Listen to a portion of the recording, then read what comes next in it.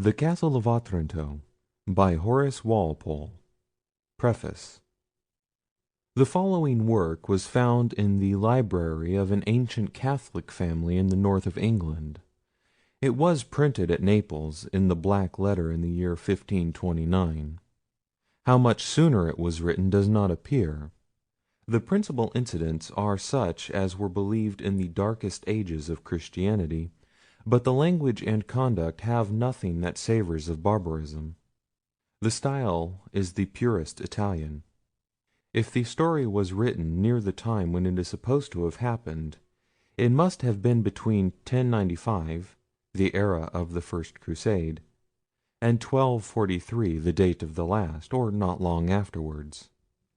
There is no other circumstance in the work that can lead us to guess at the period in which the scene is laid. The names of the actors are evidently fictitious, and probably disguised on purpose. Yet the Spanish names of the domestics seem to indicate that this work was not composed until the establishment of the Aragonian kings in Naples had made the Spanish appellations familiar in that country.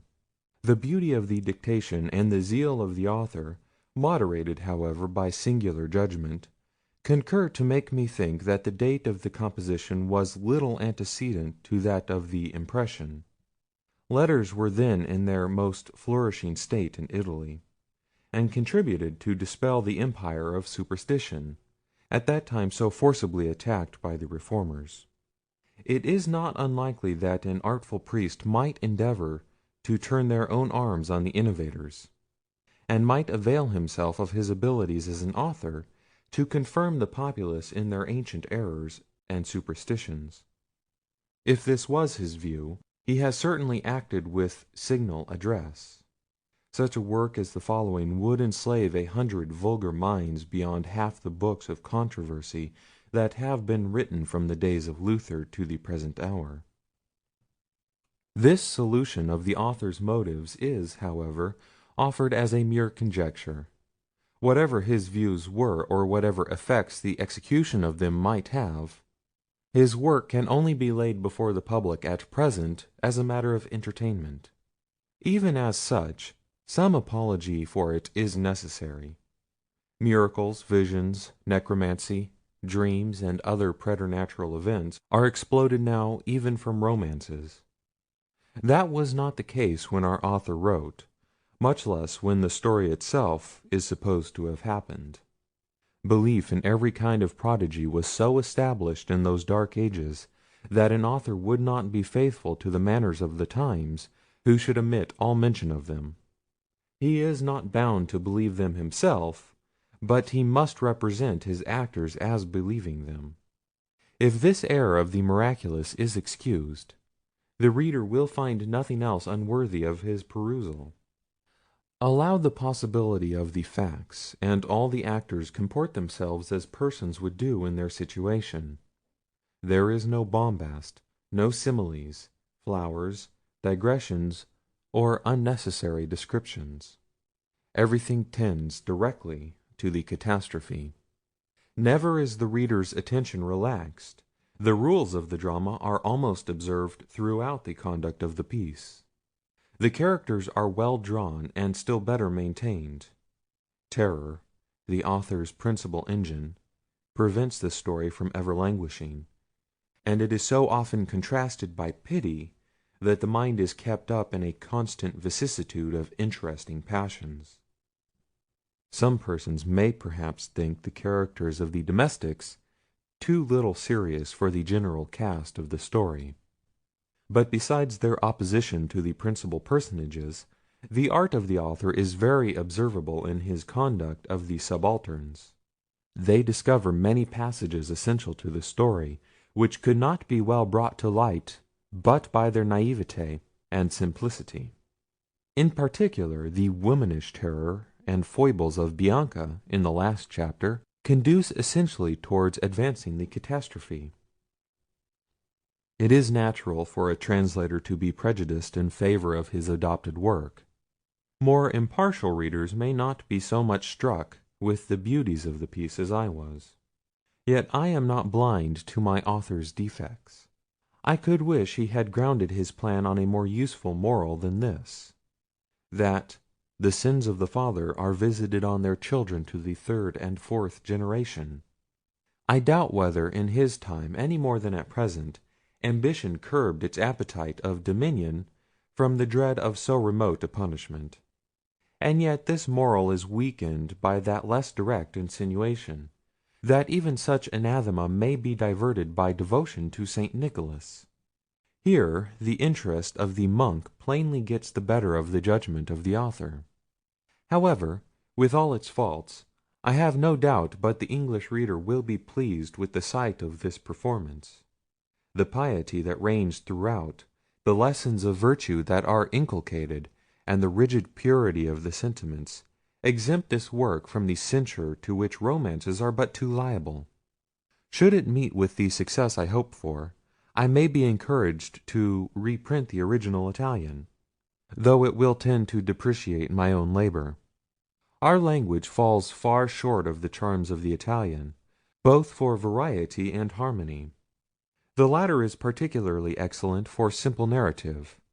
It is difficult in English to relate without falling too low or rising too high, a fault obviously occasioned by the little care taken to speak pure language in common conversation.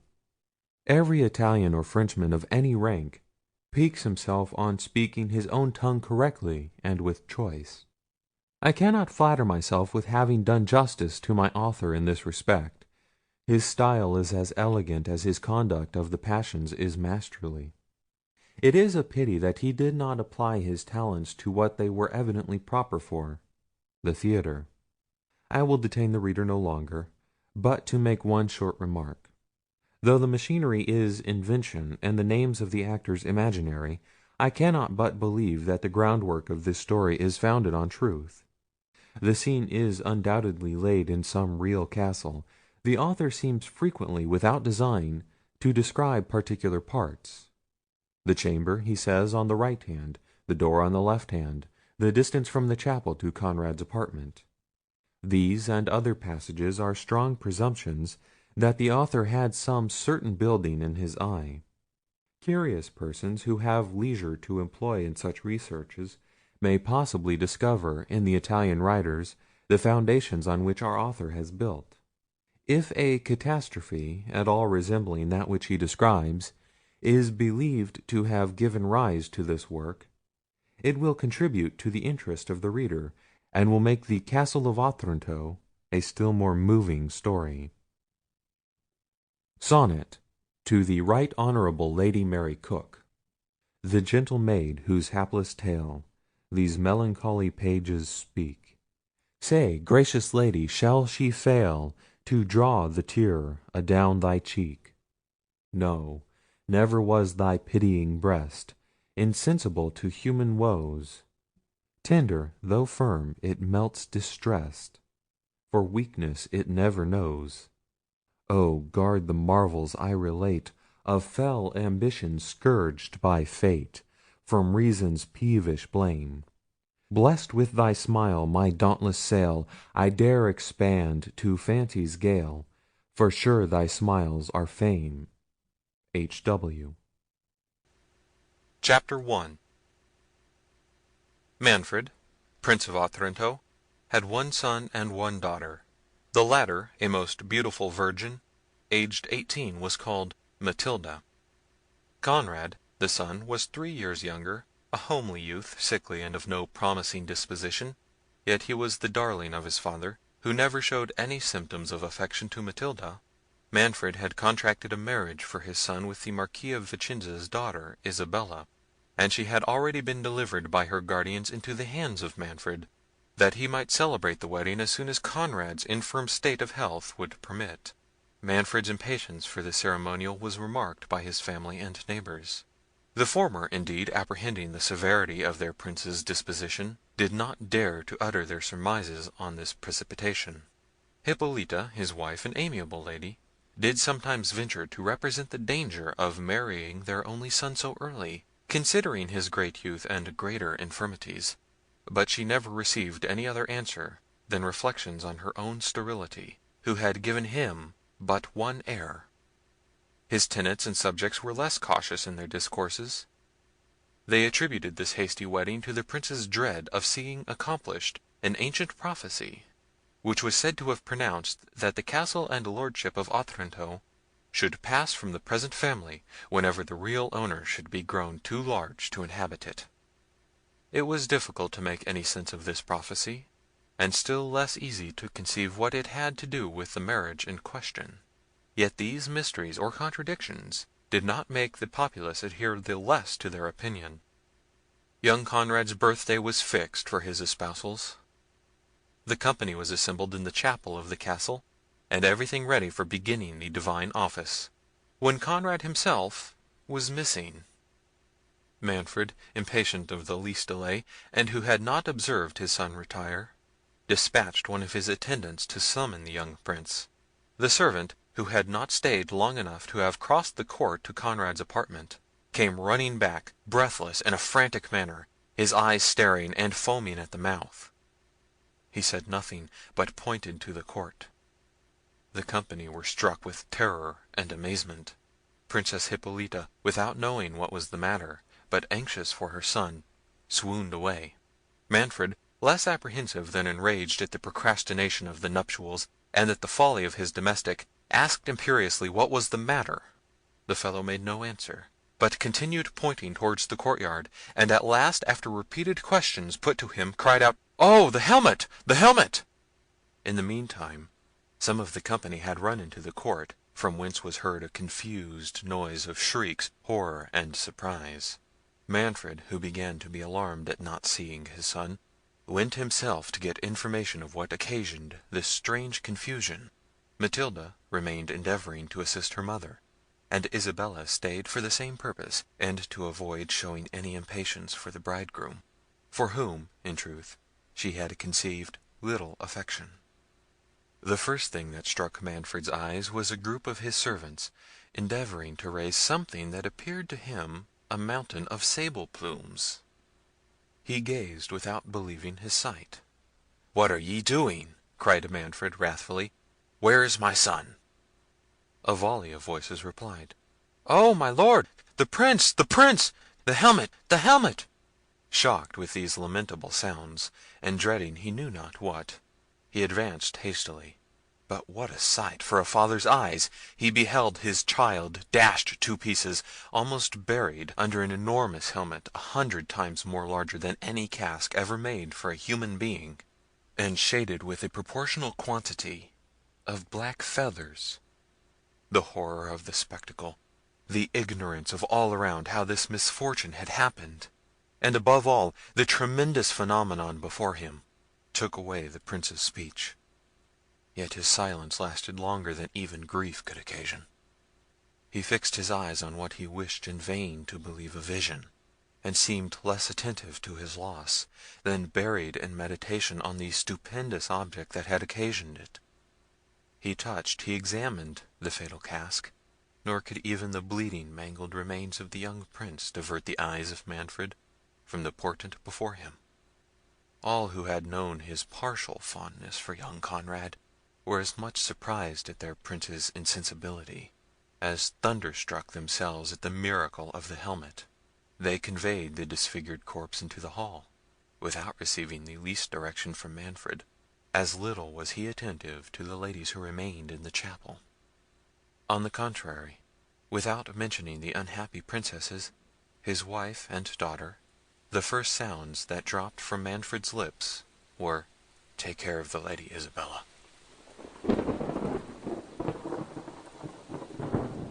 The domestics, without observing the singularity of this direction, were guided by their affection to their mistress, to consider it as peculiarly addressed to her situation, and flew to her assistance.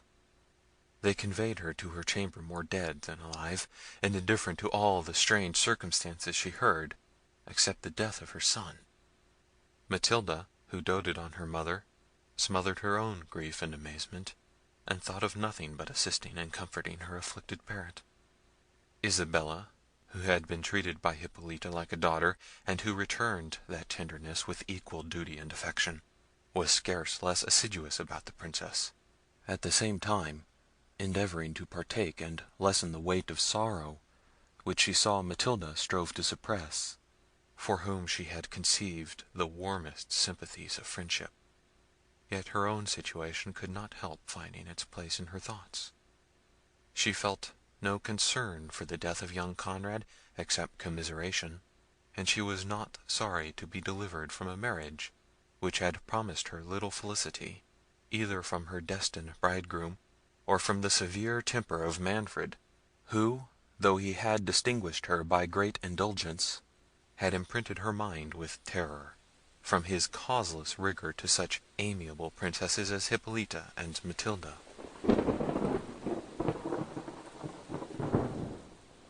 While the ladies were conveying the wretched mother to her bed, Manfred remained in the court, gazing on the ominous cask, and regardless of the crowd which the strangeness of the event had now assembled around him.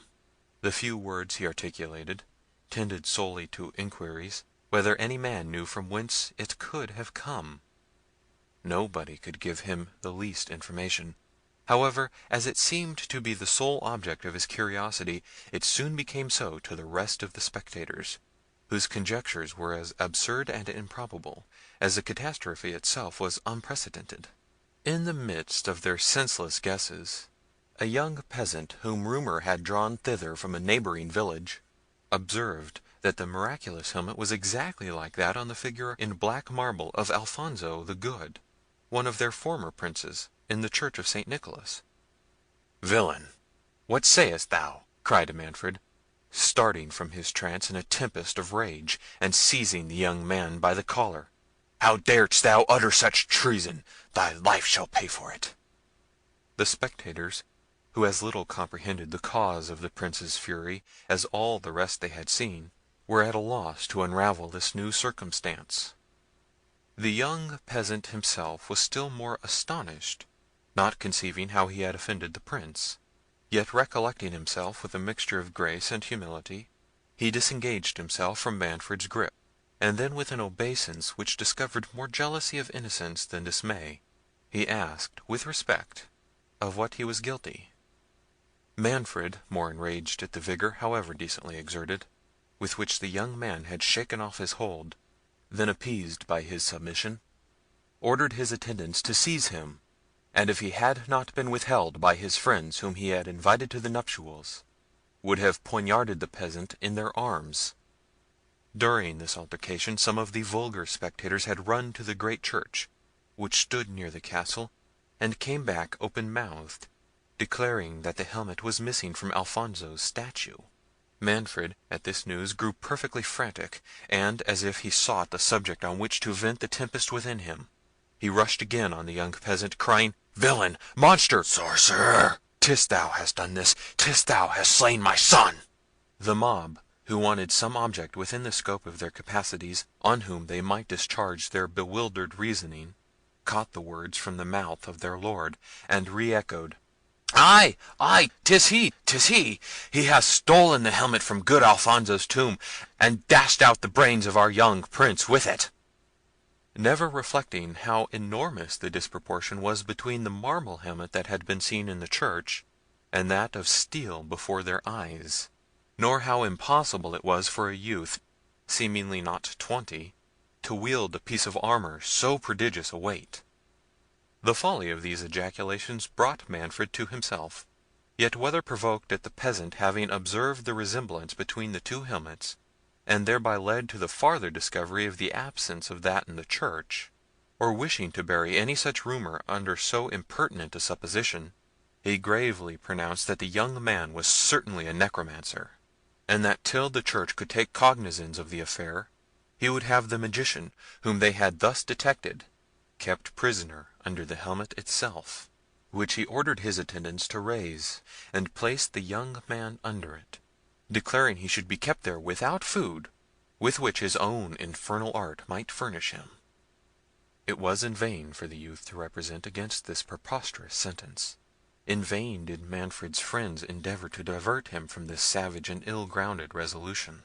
The generality were charmed with their lord's decision, which, to their apprehensions, carried great appearance of justice. as the magician was to be punished by the very instrument with which he had offended.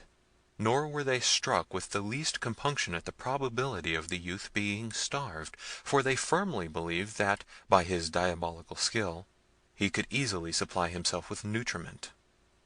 Manfred thus saw his commands even cheerfully obeyed, and appointing a guard with strict orders to prevent any food being conveyed to the prisoner, he dismissed his friends and attendants, and retired to his own chamber, after locking the gates of the castle, in which he suffered none but his domestics to remain.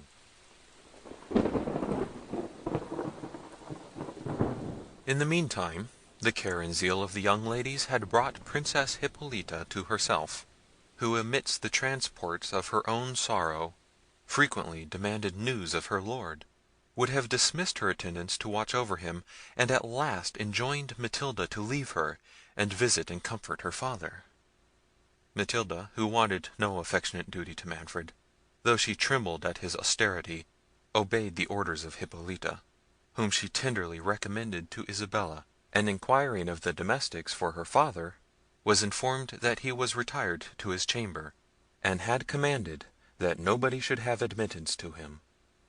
Concluding that he was immersed in sorrow for the death of her brother, and fearing to renew his tears by the sight of his sole remaining child, she hesitated whether she should break in upon his affliction; yet solicitude for him, backed by the commands of her mother, encouraged her to venture disobeying the orders he had given, a fault she had never been guilty of before. The gentle timidity of her nature made her pause for some minutes at his door. She heard him traverse his chamber backwards and forwards with disordered steps, a mood which increased her apprehensions.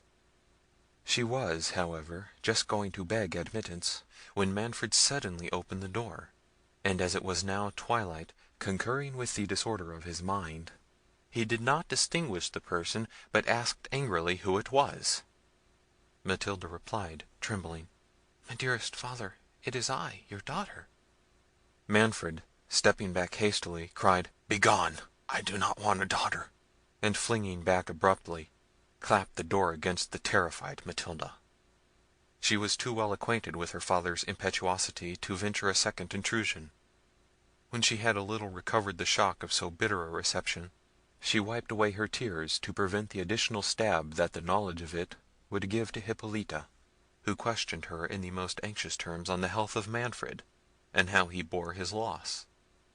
Matilda assured her he was well, and supported his misfortune with manly fortitude. "But will he not let me see him?" said Hippolita mournfully. "Will he not permit me to blend my tears with his, and shed a mother's sorrow in the bosom of her lord? Or do you deceive me, Matilda? I know how Manfred doted on his son. Is not the stroke too heavy for him? Has he not sunk under it? You do not answer me. Alas! I dread the worst. Raise me, my maidens. I will see my lord. Bear me to him instantly. He is dearer to me even than my children."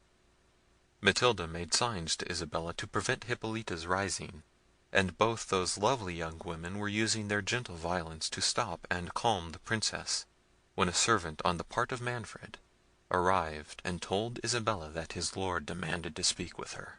"With me?" cried Isabella. "Go," said Hippolita, relieved by a message from her lord. "Manfred cannot support the sight of his own family. He thinks you less disordered than we are, and dreads the shock of my grief.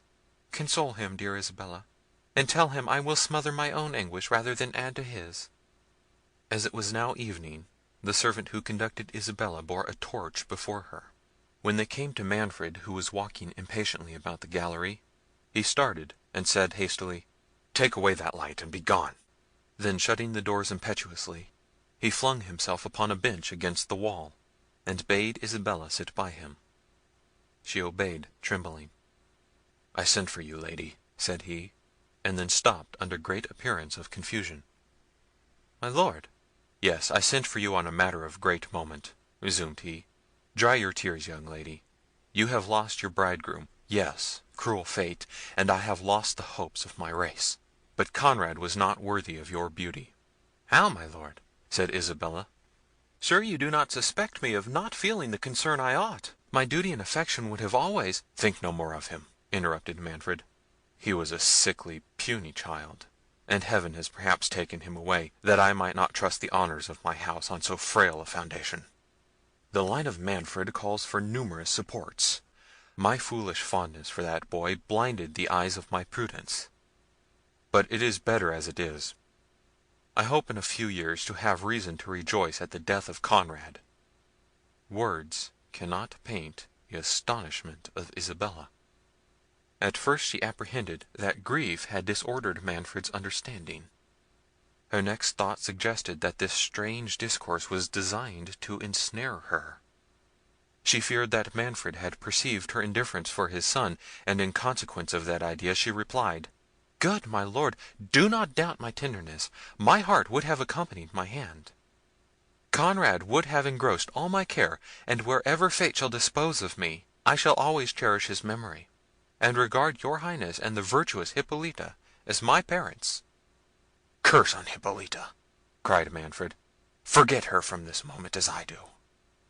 In short, lady, you have missed a husband undeserving of your charms. They shall now be better disposed of.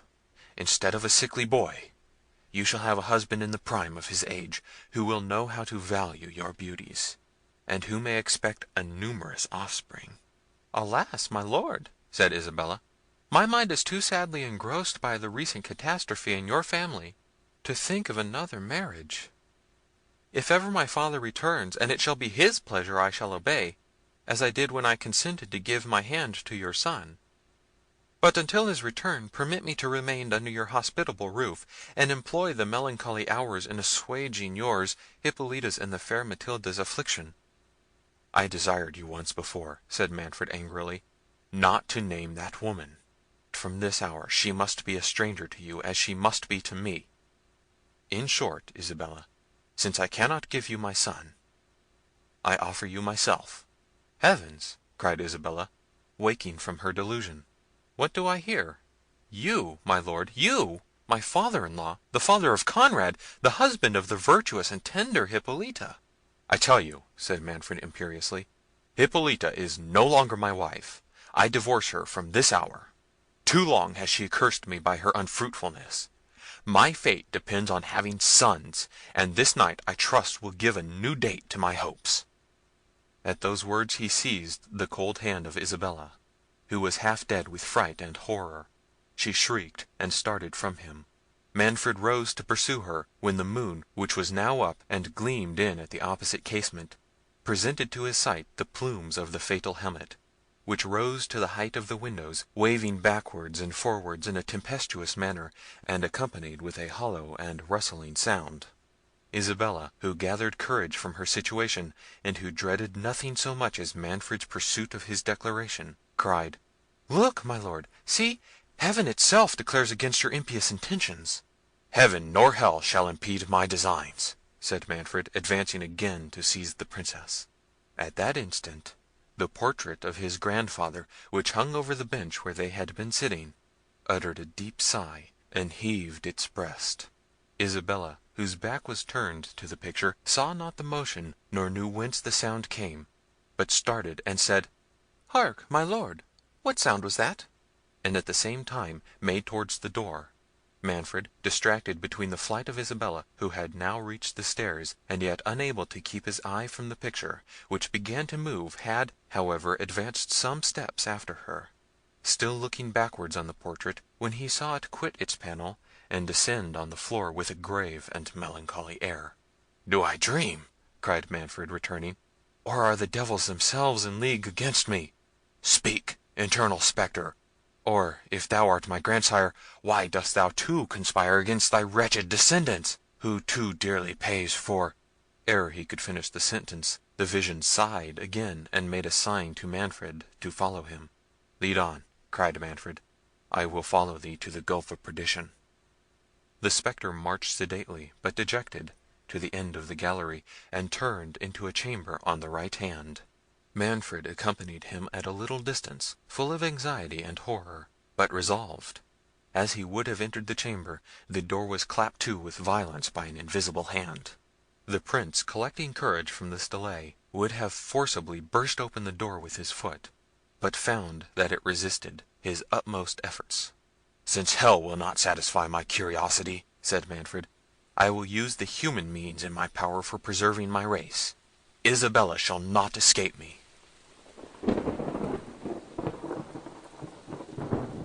The lady, whose resolution had given way to terror the moment she had quitted Manfred, continued her flight to the bottom of the principal staircase.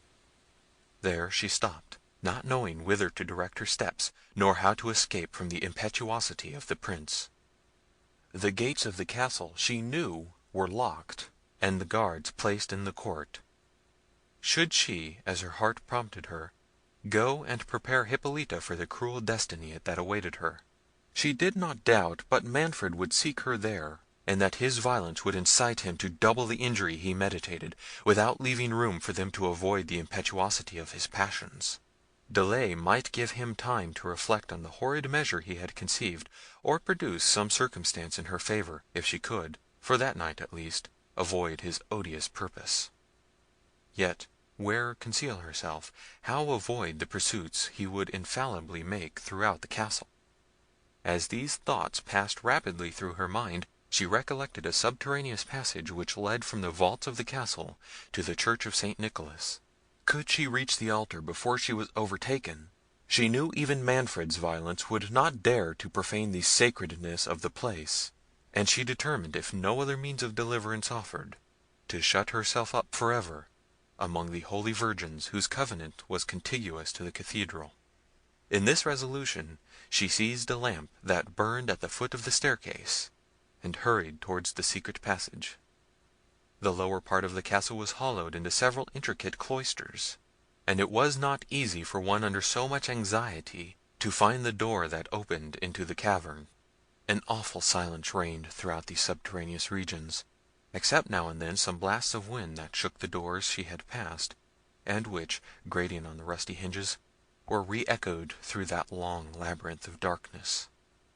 Every murmur struck her with new terror. Yet more she dreaded to hear the wrathful voice of Manfred urging his domestics to pursue her.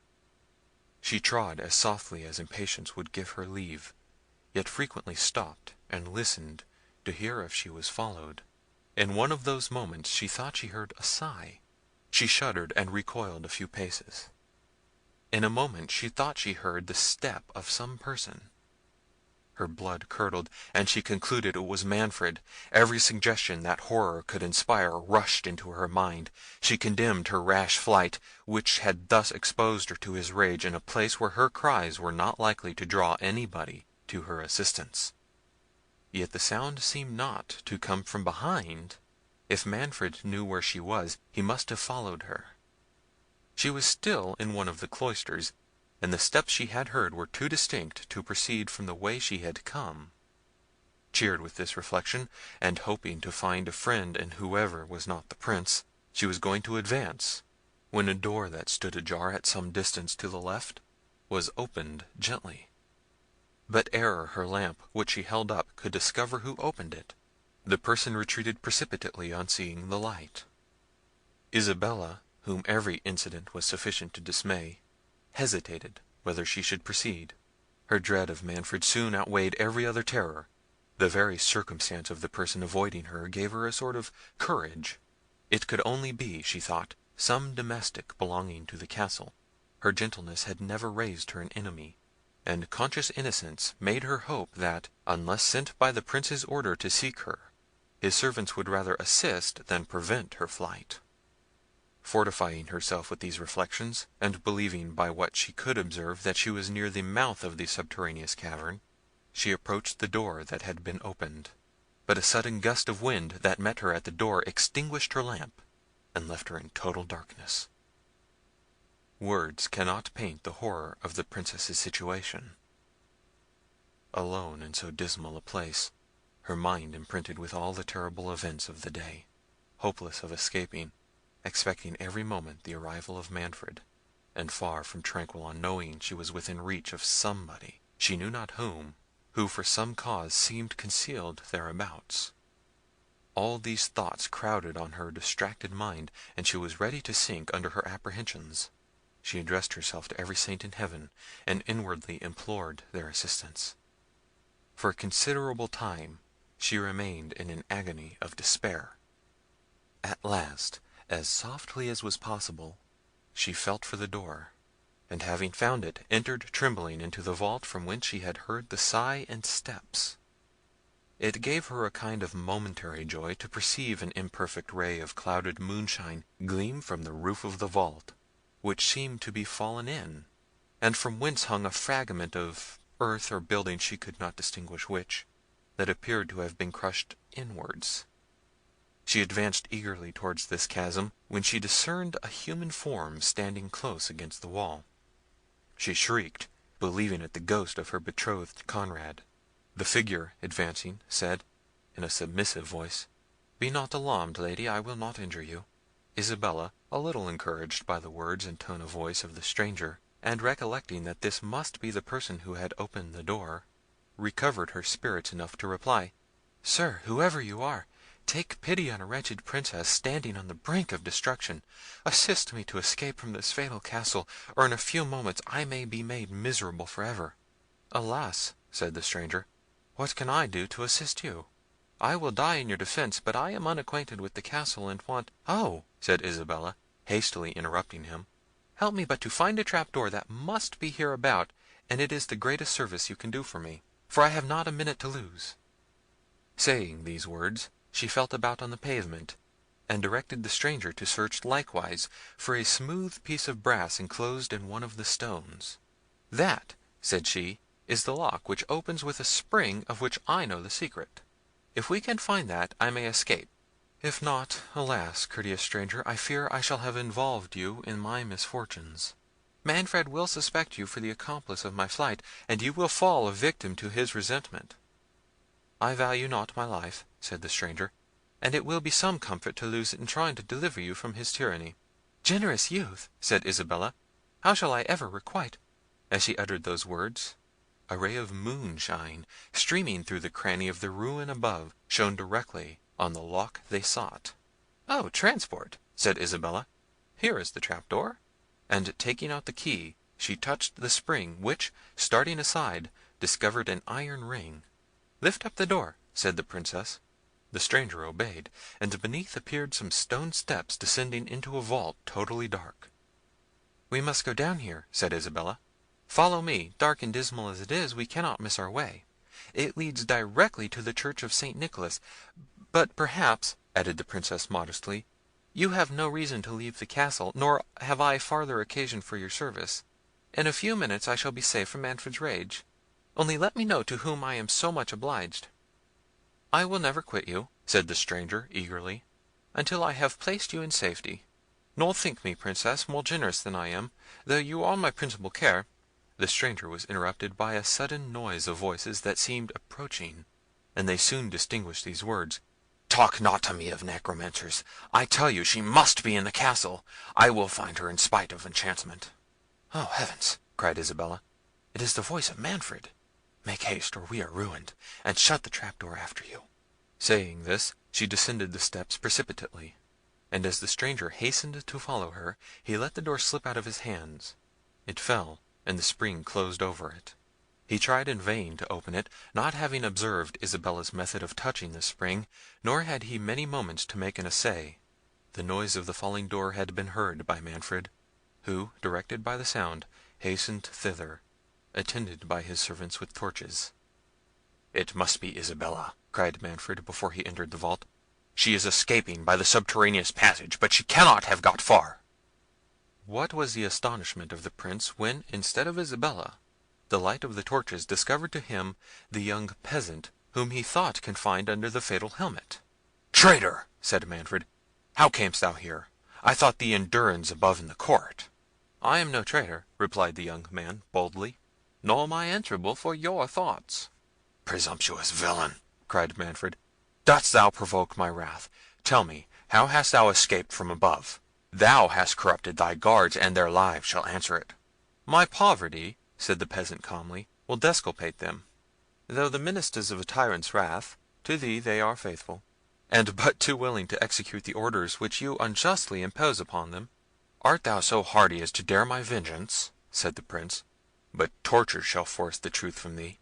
Tell me, I will know thy accomplices." "There was my accomplice," said the youth, smiling, and pointing to the roof. Manfred ordered the torches to be held up, and perceived that one of the cheeks of the enchanted cask had forced its way through the pavement of the court, as his servants had let it fall over the peasant, and had broken through into the vault, leaving a gap through which the peasant had pressed himself some minutes before he was found by Isabella. "Was that the way by which thou didst descend?" said Manfred. "It was," said the youth. "But what noise was that," said Manfred, "which I heard as I entered the cloister?" "A door clapped," said the peasant. "I heard it as well as you." "What door?" said Manfred hastily.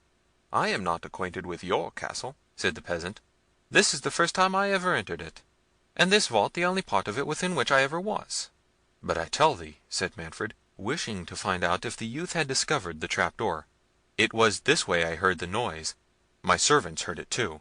"My lord," interrupted one of them officiously, "to be sure it was the trap door, and he was going to make his escape." "Peace, blockhead," said the Prince angrily. "If he was going to make his escape, how should he come on this side? I will know from his own mouth what noise it was I heard. Tell me truly. Thy life depends on thy veracity." "My veracity is dearer to me than my life," said the peasant, "nor would I purchase the one by forfeiting the other." "Indeed, young philosopher," said Manfred contemptuously. "Tell me, then, what was the noise I heard?" "Ask me what I can answer," said he, "and put me to death instantly if I tell you a lie." Manfred, growing impatient at the steady valour and indifference of the youth, cried, "Well then, thou man of truth, answer. Was it the fall of the trap door that I heard?" "It was," said the youth. "It was," said the Prince. "And how didst thou come to know there was a trap door here?" "I saw the plate of brass by a gleam of moonshine," replied he. "But what told thee it was a lock?" said Manfred. "How didst thou discover the secret of opening it?" "Providence, that delivered me from the helmet, was able to direct me to the spring of a lock," said he. "Providence should have gone a little farther, and have placed thee out of the reach of my resentment," said Manfred. "When Providence had taught thee to open the lock, it abandoned thee for a fool who did not know how to make use of its favours. Why didst thou not pursue the path pointed out for thy escape? Why didst thou shut the trap door before thou hadst descended the steps?" "I might ask you, my lord," said the peasant, "how I, totally unacquainted with your castle, was to know that these steps led to any outlet. But I scorn to evade your questions. Wherever those steps lead to, perhaps I should have explored the way. I could not be in a worse situation than I was. But the truth is, I let the trapdoor fall. Your immediate arrival followed. I had given the alarm. What imported it to me whether I was seized a minute sooner or a minute later?" "Thou art a resolute villain for thy years," said Manfred. "Yet on reflection I suspect thou dost but trifle with me. Thou hast not yet told me how thou didst open the lock." "That I will show you, my lord," said the peasant, and taking up a fragment of stone that had fallen from above, he laid himself on the trap door, and began to beat on the piece of brass that covered it, meaning to gain time for the escape of the Princess. This presence of mind, joined to the frankness of the youth, staggered Manfred. He even felt a disposition towards pardoning one who had been guilty of no crime. Manfred was not one of those savage tyrants who wanton in cruelty unprovoked. The circumstances of his fortune had given an asperity to his temper, which was naturally humane, and his virtues were always ready to operate, when his passions did not obscure his reason. While the Prince was in this suspense, a confused noise of voices echoed through the distant vaults. As the sound approached, he distinguished the clamours of some of his domestics, whom he had dispersed through the castle in search of Isabella, calling out, "Where is my lord? Where is the Prince?" "Here I am," said Manfred, as they came nearer. "Have you found the Princess?" The first that arrived replied, "Oh, my lord, I am glad we have found you." "Found me?" said Manfred. "Have you found the Princess?" "Oh, we thought we had, my lord," said the fellow, looking terrified. "But what?" cried the Prince. "Has she escaped?" "Jaquez and I, my lord." "Yes, I and Diego," interrupted the second, who came up in still greater consternation. "Speak, one of you at a time," said Manfred. "I ask you, where is the Princess?" "We do not know," said they both together, "but we are frightened out of our wits." "So I think, blockheads," said Manfred. "What is it has scared you thus?" "Oh, my lord," said Jaquez, "Diego has seen such a sight! Your Highness would not believe our eyes." "What new absurdity is this?" cried Manfred. "Give me a direct answer, or by heaven—" "Why, my lord, if it please your Highness to hear me," said the poor fellow, "Diego and I—" "Yes, I and Jaquez," cried his comrade. "Did I not forbid you to speak, both at a time?" said the Prince. "You, Jaquez, answer, for the other fool seems more distracted than thou art. What is the matter?" "My gracious lord," said Jaquez, "if it pleases your Highness to hear me, Diego and I, according to your Highness's orders, went to search for the young lady; but being comprehensive that we might meet the ghost of my young lord, your Highness's son, God rest his soul, as he has not received a Christian burial—" "Sot!" cried Manfred in rage. "Is it only a ghost, then, that thou hast seen?" "Oh, worse, worse, my lord!" cried Diego. "I had rather seen 10 whole ghosts." "Grant me patience," said Manfred. "These blockheads distract me. Out of my sight, Diego; and thou, Jaquez, tell me in one word, art thou sober? Art thou raving? Thou wast wont to have some sense. Has the other sot frightened himself, and thee too? Speak. What is it he fancies he has seen?" "Why, my lord," cried Jaquez, trembling, "I was going to tell your Highness that since the calamitous misfortune of my young lord, God rest his precious soul, not one of us, your Highness's faithful servants—indeed we are, my lord, though poor men—I say, not one of us has dared to set foot about the castle but 2 together. So Diego and I, thinking that my young lady might be in the great gallery, went up there to look for her, and tell her your Highness wanted something to impart to her." "Oh, blundering fools!" cried Manfred. "And in the meantime she has made her escape, because you are afraid of goblins. Why, thou knave, she left me in the gallery. I came from thence myself." "For all that, she may be there still, for aught I know," said Jaquez. "But the devil shall have me before I seek her there again. Poor Diego! I do not believe he will ever recover it." "Recover what?" said Manfred. "Am I never to learn what it is has terrified these rascals? But I lose my time. Follow me, slave. I will see if she is in the gallery." "For heaven's sake, my dear, good lord," cried Jaquez, "do not go to the gallery. Satan himself, I believe, is in the chamber next to the gallery." Manfred, who hitherto had treated the terror of his servants as an idle panic, was struck at this new circumstance. He recollected the apparition of the portrait, and the sudden closing of the door at the end of the gallery. His voice faltered, and he asked with disorder, "What is in the great chamber?" "My lord," said Jaquez, "when Diego and I came into the gallery, he went first, for he said he had more courage than I. So when we came into the gallery we found nobody. We looked under every bench and stool, and still we found nobody." "Were all the pictures in their places?" said Manfred. "Yes, my lord," answered Jaquez, "but we did not think of looking behind them." "Well, well," said Manfred, "proceed." "When we came to the door of the great chamber," continued Jaquez, "we found it shut." "And you could not open it?" said Manfred. "Oh, yes, my lord, would to heaven we had not," replied he. "Nay, it was not I neither, it was Diego. He was grown foolhardy, and would go on, though I advised him not. If ever I open a door that is shut again—" "Trifle not," said Manfred, shuddering, "but tell me what you saw in the great chamber on opening the door." "I, my lord," said Jaquez, "I was behind Diego, but I heard the noise." "Jaquez," said Manfred in a solemn tone of voice, "tell me, I adjure thee by the souls of my ancestors, what was it thou sawest? What was it thou heardest?" "It was Diego saw it, my lord, it was not I," replied Jaquez. "I only heard the noise. Diego had no sooner opened the door than he cried out and ran back. I ran back too, and said, 'Is it the ghost?' 'The ghost? No, no,' said Diego, and his hair stood on end. 'It is a giant, I believe. He is all clad in armour, for I saw his foot and part of his leg, and they are as large as the helmet below in the court.' As he said these words, my lord, we heard a violent motion and the rattling of armour, as if the giant was rising; for Diego has told me since that he believes the giant was lying down, for the foot and leg were stretched at length on the floor. Before we could get to the end of the gallery, we heard the door of the great chamber clap behind us, but we did not dare to turn back to see if the giant was following us. Yet, now I think on it, we must have heard him if he had pursued us.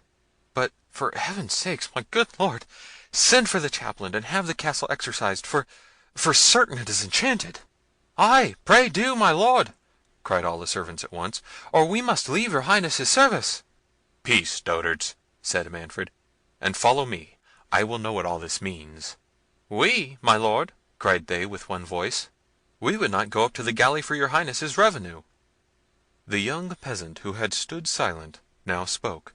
"Will your Highness," said he, "permit me to try this adventure?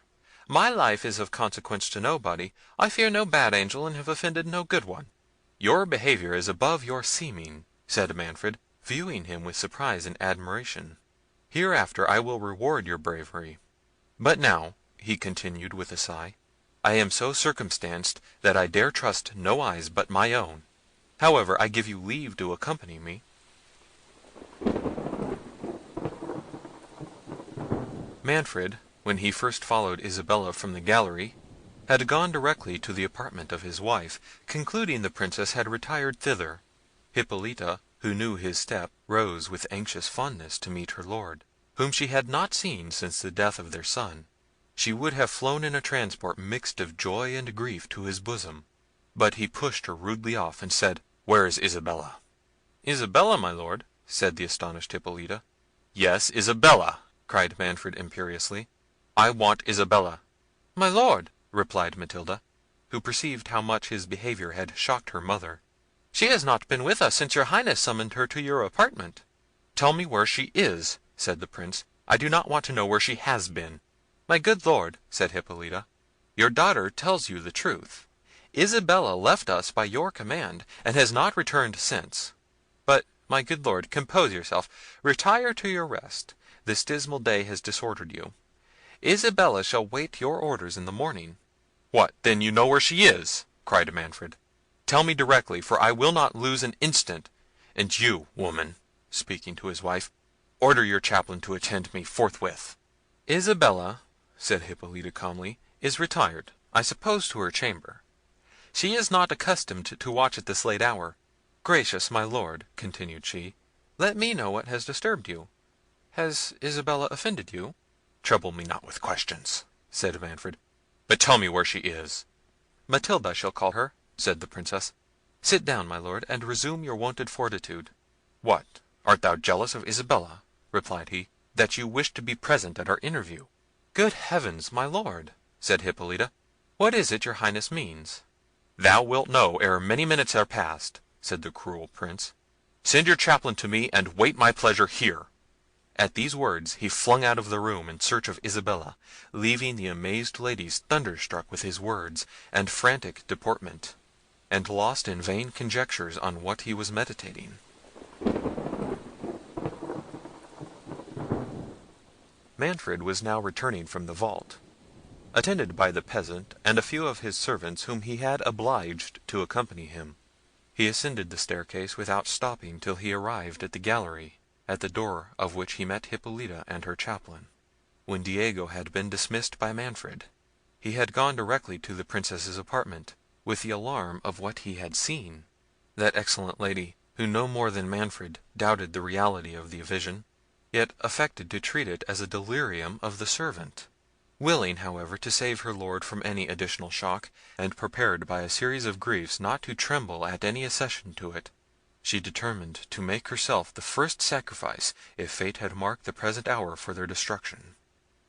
Dismissing the reluctant Matilda to her rest, who in vain sued for leave to accompany her mother, and attended only by her chaplain, Hippolita had visited the gallery and great chamber, and now, with more serenity of soul than she had felt for many hours, she met with her lord, and assured him that the vision of the gigantic leg and foot was all a fable, and no doubt an impression made by fear, and the dark and dismal hour of the night, on the minds of his servants. She and the chaplain had examined the chamber and found everything in the usual order. Manfred, though persuaded, like his wife, that the vision had been no work of fancy, recovered a little from the tempest of mind into which so many strange events had thrown him.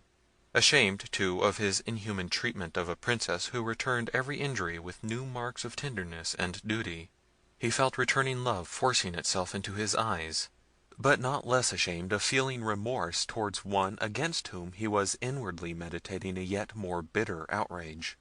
He curbed the yearnings of his heart, and did not dare to lean even towards pity. The next transition of his soul was to exquisite villainy. Presuming on the unshaken submission of Hippolita, he flattered himself that she would not only acquiesce with patience to a divorce, but would obey, if it was his pleasure, in endeavouring to persuade Isabella to give him her hand. But ere he could indulge his horrid hope, he reflected that Isabella was not to be found. Coming to himself, he gave orders that every avenue to the castle should be strictly guarded, and charged his domestics, on pain of their lives, to suffer nobody to pass out. The young peasant, to whom he spoke favourably, he ordered to remain in a small chamber on the stairs, in which there was a pallet bed, and the key of which he took away himself, telling the youth he would talk with him in the morning. Then dismissing his attendants, and bestowing a sullen kind of half nod on Hippolita, he retired to his own chamber. Chapter 2. Matilda, who by Hippolita's orders had retired to her apartment, was ill disposed to take any rest. The shocking fate of her brother had deeply affected her. She was surprised at not seeing Isabella, but the strange words which had fallen from her father, and the obscure menace to the Princess his wife, accompanied by the most furious behaviour, had filled her gentle mind with terror and alarm. She waited anxiously for the return of Bianca, a young damsel that attended her, whom she had sent to learn what was become of Isabella. Bianca soon appeared, and informed her mistress of what she had gathered from the servants, that Isabella was nowhere to be found. She related the adventure of the young peasant who had been discovered in the vault, though with many simple additions from the incoherent accounts of the domestics, and she dwelt principally on the gigantic leg and foot which had been seen in the gallery chamber. This last circumstance had terrified Bianca so much, that she was rejoiced when Matilda told her that she would not go to rest, but would watch till the Princess should rise. The young Princess wearied herself in conjectures on the flight of Isabella, and on the threats of Manfred to her mother. "But what business could he have so urgent with the chaplain?" said Matilda. "Does he intend to have my brother's body interred privately in the chapel?" "Oh, madam!" said Bianca, "now I guess. As you are become his heiress, he is impatient to have you married. He has always been raving for more sons. I warrant he is now impatient for grandsons. As sure as I live, madam, I shall see you a bride at last. Good madam, you won't cast off your faithful Bianca. You won't put Donna Rosara over me now that you are a great princess." "My poor Bianca," said Matilda, "how fast your thoughts amble! I, a great princess! What hast thou seen in Manfred's behaviour since my brother's death, that bespeaks any increase of tenderness to me? No, Bianca, his heart was ever a stranger to me.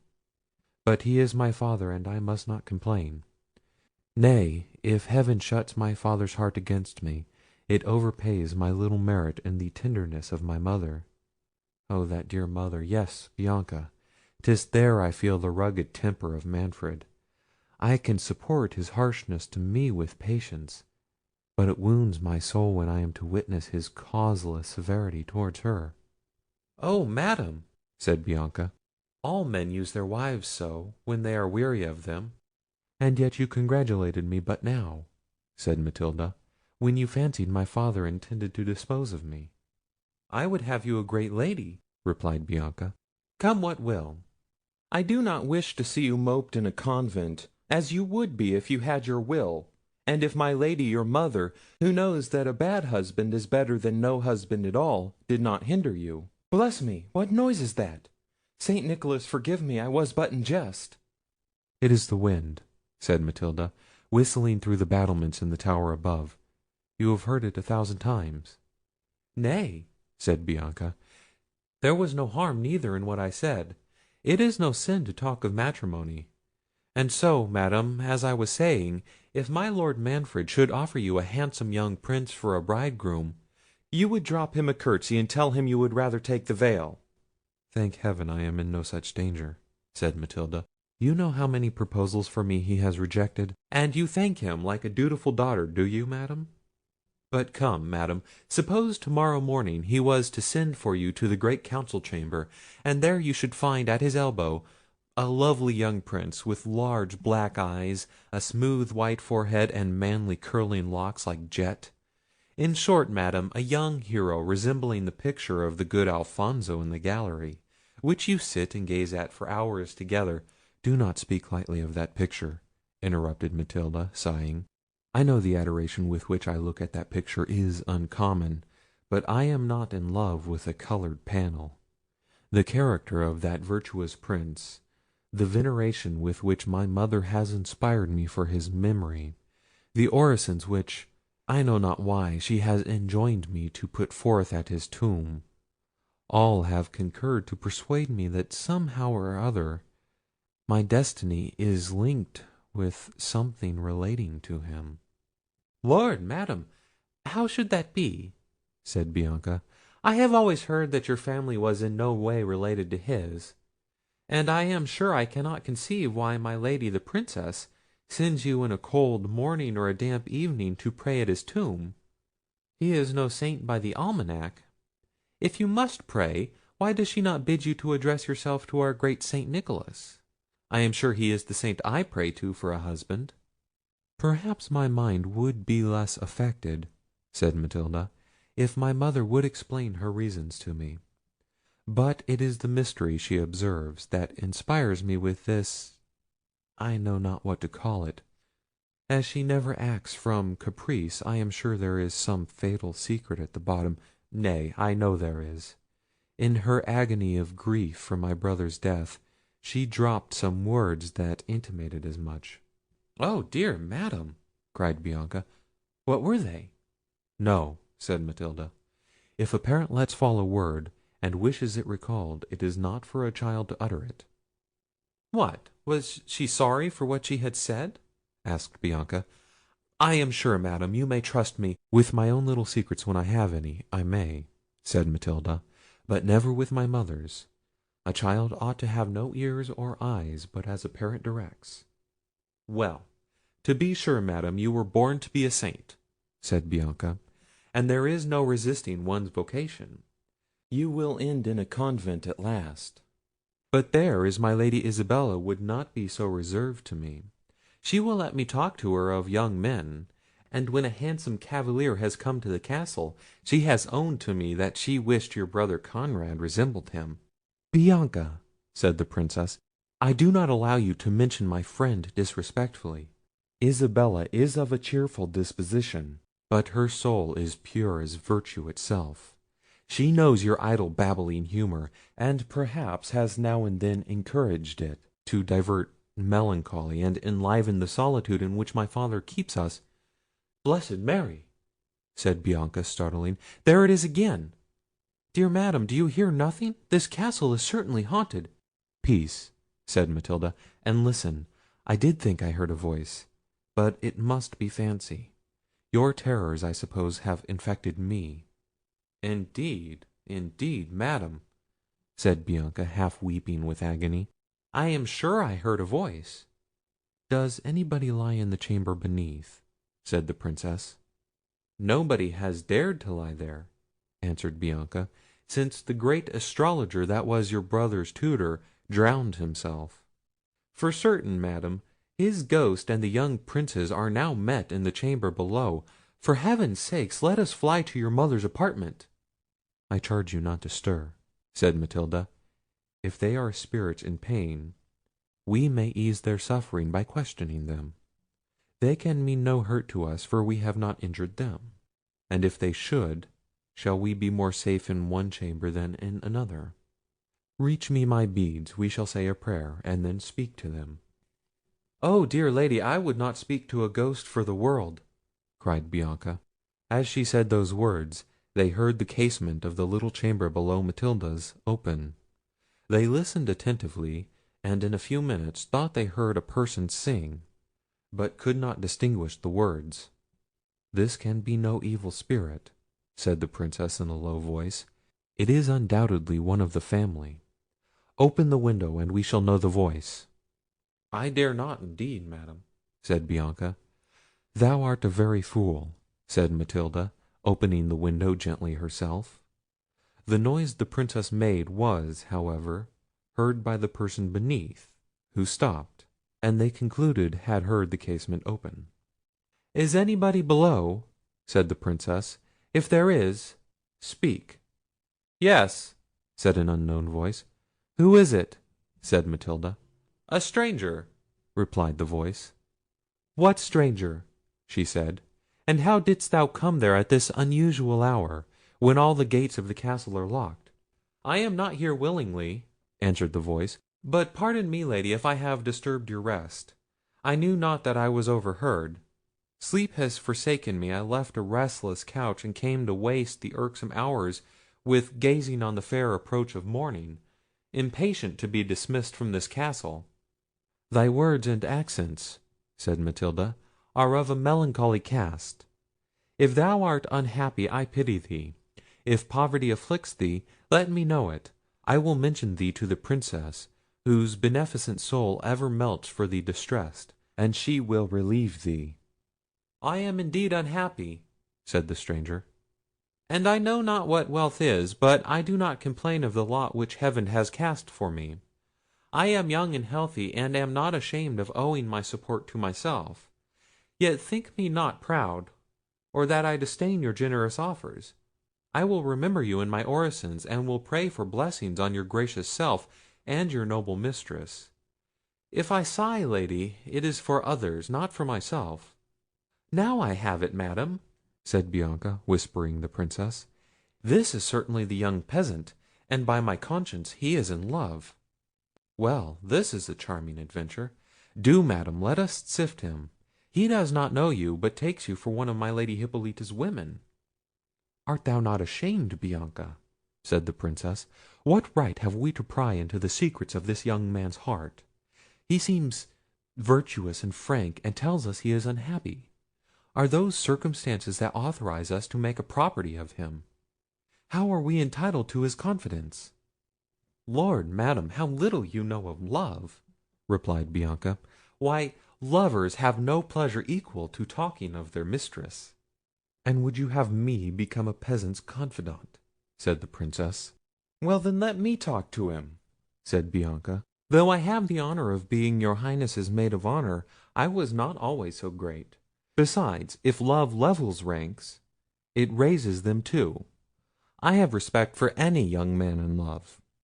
"Peace, simpleton," said the Princess. "Though he said he was unhappy, it does not follow that he must be in love. Think of all that has happened today, and tell me if there are no misfortunes but what love causes."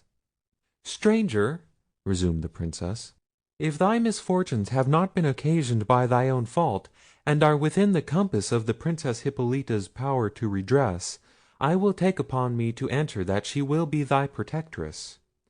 When thou art dismissed from this castle, repair to Holy Father Jerome, at the convent adjoining to the Church of St. Nicholas, and make thy story known to him, as far as thou thinkest meet. He will not fail to inform the Princess, who is the mother of all that want her assistance. Farewell! It is not seemly for me to hold farther converse with a man at this unwonted hour." "May the saints guard thee, gracious lady," replied the peasant. "But oh! if a poor worthless stranger might presume to beg a minute's audience farther, am I so happy? The casement is not shut. Might I venture to ask—" "Speak quickly," said Matilda. "The morning dawns apace.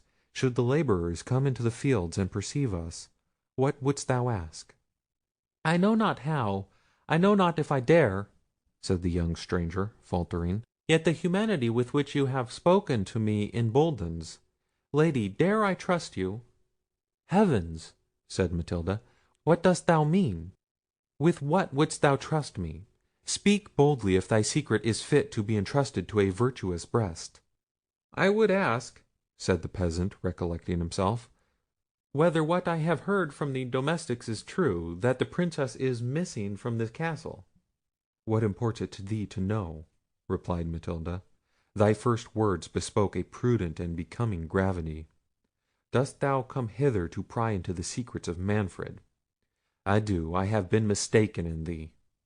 Saying these words, she shut the casement hastily, without giving the young man time to reply. "I had acted more wisely," said the Princess to Bianca with some sharpness, "if I had let thee converse with the peasant. His inquisitiveness seems of a piece with thy own." "It is not fit for me to argue with your Highness," replied Bianca; "but perhaps the questions I should have put to him would have been more to the purpose than those you have been pleased to ask him." "Oh, no doubt," said Matilda, "you are a very discreet personage. May I know what you would have asked him?" "A bystander often sees more of a game than those who play," answered Bianca. "Does your Highness think, Madam, that this question about my Lady Isabella was the result of mere curiosity? No, no, Madam, there is more in it than you great folks are aware of. Lopez told me that all the servants believe this young fellow contrived my Lady Isabella's escape. Now pray, Madam, observe you and I both know that my Lady Isabella never much fancied the Prince your brother. Well, he is killed just in a critical minute. I accuse nobody. A helmet falls from the moon, so my lord your father says; but Lopez and all the servants say that this young spark is a magician, and stole it from Alfonso's tomb." "Have done with this rhapsody of impertinence," said Matilda. "Nay, Madam, as you please," cried Bianca. "Yet it is very particular, though, that my Lady Isabella should be missing the very same day, and that this young sorcerer should be found at the mouth of the trap door.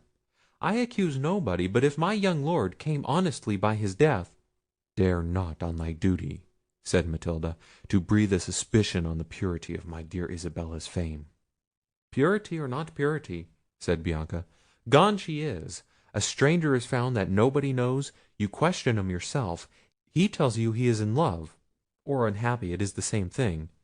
Nay, he owned he was unhappy about others; and is anybody unhappy about another, unless they are in love with them? And at the very next word he asks innocently, poor soul, if my Lady Isabella is missing." "To be sure," said Matilda, "thy observations are not totally without foundation. Isabella's flight amazes me. The curiosity of the stranger is very particular, yet Isabella never concealed a thought from me." "So she told you," said Bianca, "to fish out your secrets. But who knows, Madam, but this stranger may be some prince in disguise? Do, Madam, let me open the window and ask him a few questions." "No," replied Matilda, "I will ask him myself, if he knows aught of Isabella. He is not worthy I should converse farther with him." She was going to open the casement, when they heard the bell ring at the postern gate of the castle, which is on the right hand side of the tower, where Matilda lay. This prevented the Princess from renewing the conversation with the stranger. After continuing silent for some time, "I am persuaded," she said to Bianca, "that whatever be the cause of Isabella's flight, it had no unworthy motive. If this stranger was an accessory to it, she must be satisfied with his fidelity and worth.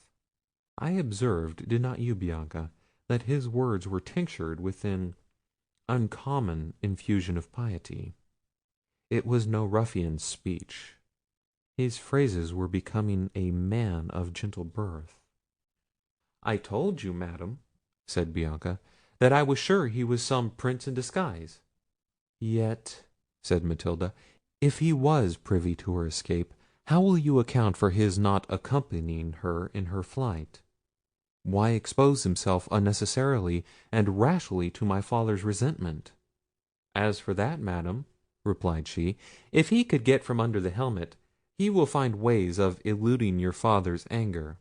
I do not doubt but he has some talisman or other about him."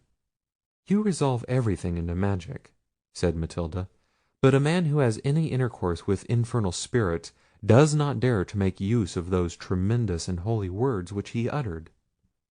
Didst thou not observe with what fervour he vowed to remember me to heavens in his prayers? Yes, Isabella was undoubtedly convinced of his piety." "Commend to me the piety of a young man and a damsel that consult to elope," said Bianca. "No, no, Madam, my Lady Isabella is of another guess mould than you would take her for. She used indeed to sigh and lift up her eyes in your company, because she knows you are a saint; but when your back was turned, "You wrong her," said Matilda. "Isabella is no hypocrite. She has a due sense of devotion, but never affected a call she has not.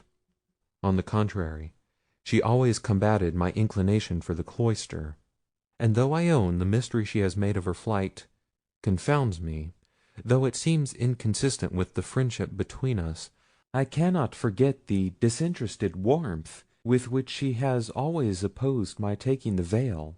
She wished to see me married, though my dower would have been a loss to her and my brother's children.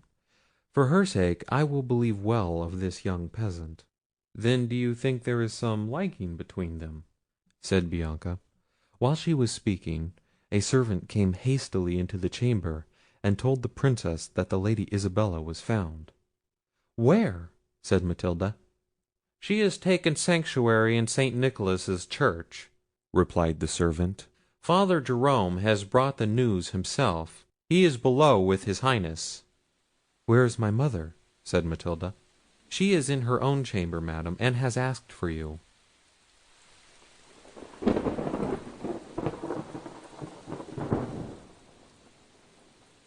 Manfred had risen at the first dawn of light, and gone to Hippolita's apartment, to inquire if she knew aught of Isabella. While he was questioning her, word was brought that Jerome demanded to speak with him. Manfred, little suspecting the cause of the Friar's arrival, and knowing he was employed by Hippolita in her charities, ordered him to be admitted, intending to leave them together while he pursued his search after Isabella. "Is your business with me or the Princess?" said Manfred.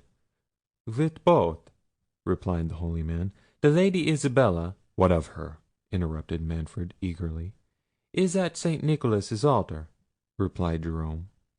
"That is no business of Hippolita," said Manfred with confusion. "Let us retire to my chamber, father, and inform me how she came thither." "No, my lord," replied the good man, with an air of firmness and authority that daunted even the resolute Manfred, who could not help revering the saint-like virtues of Jerome. "My commission is to both, and with your Highness's good liking, in the presence of both I shall deliver it. But first, my lord, I must interrogate the Princess, whether she is acquainted with the cause of the Lady Isabella's retirement from your castle." "No, on my soul," said Hippolita. "Does Isabella charge me with being privy to it?" "Father," interrupted Manfred, "I pay due reverence to your holy profession, but I am sovereign here, and will allow no meddling priest to interfere with the affairs of my domestic. If you have aught to say, attend me to my chamber. I do not use to let my wife be acquainted with the secret affairs of my state. They are not within a woman's province." "My lord," said the holy man, "I am no intruder into the secrets of families. My office is to promote peace, to heal divisions, to preach repentance, and to teach mankind to curb their headstrong passions. I forgive your Highness's uncharitable apostrophe. I know my duty, and am the minister of a mightier prince than Manfred. Hearken to him who speaks through my organs." Manfred trembled with rage and shame. Hippolita's countenance declared her astonishment and impatience to know where this would end. Her silence more strongly spoke her observance of Manfred. "The Lady Isabella," resumed Jerome, "commends herself to both your Highnesses. She thanks both for the kindness with which she has been treated in your castle. She deplores the loss of your son, and her own misfortune in not becoming the daughter of such wise and noble princes, whom she shall always respect as parents. She prays for uninterrupted union and felicity between you." Manfred's colour changed. "But as it is no longer possible for her to be allied to you, she entreats your consent to remain in sanctuary, till she can learn news of her father, or, by the certainty of his death, be at liberty, with the approbation of her guardians, to dispose of herself in suitable marriage." "I shall give no such consent," said the Prince, "but insist on her return to the castle without delay. I am answerable for her person to her guardians, and will not brook her being in any hands but my own." "Your Highness will recollect whether that can any longer be proper," replied the Friar. "I want no monitor," said Manfred, colouring. Isabella's conduct leaves room for strange suspicions, and that young villain, who was at least the accomplice of her flight, if not the cause of it—" "The cause!" interrupted Jerome. "Was a young man the cause?" "This is not to be borne," cried Manfred. "Am I to be bearded in my own palace by an insolent monk? Thou art privy, I guess, to their amours." "I would pray to heaven to clear up your uncharitable surmises," said Jerome, "if your Highness were not satisfied in your conscience how unjustly you accuse me. I do pray to heaven to pardon that uncharitableness, and I implore your Highness to leave the Princess at peace in that holy place, where she is not liable to be disturbed by such vain and worldly fantasies as discourses of love from any man." "Cant not to me," said Manfred, "but return and bring the Princess to her duty." "It is my duty to prevent her return hither," said Jerome. "She is where orphans and virgins are safest from the snares and wiles of this world, and nothing but a parent's authority shall take her thence." "I am her parent," cried Manfred, "and demand her." "She wished to have you for her parent," said the Friar; "but heaven that forbade that connection has for ever dissolved all ties betwixt you, and I announce to your Highness—" "Stop, you audacious man," said Manfred, "and dread my displeasure." "Holy Father," said Hippolita, "is it your office to be no respecter of persons? You must speak as your duty prescribes, but it is my duty to hear nothing that it pleases not my Lord I should hear. Attend the Prince to his chamber. I will retire to my oratory, and pray to the Blessed Virgin to inspire you with her holy counsels, and to restore the heart of my gracious Lord to its wonted peace and gentleness." "Excellent woman," said the Friar. "My Lord, I attend your pleasure." Manfred, accompanied by the Friar, passed to his own apartment, where, shutting the door— "I perceive, Father," said he, "that Isabella has acquainted you with my purpose. Now hear my resolve, and obey. Reasons of state, most urgent reasons, my own and the safety of my people, demand that I should have a son. It is in vain to expect an heir from Hippolita. I have made choice of Isabella. You must bring her back, and you must do more. I know the influence you have with Hippolita. Her conscience is in your hands. She is, I allow, a faultless woman. Her soul is set on heaven, and scorns the little grandeur of this world. You can withdraw her from it entirely.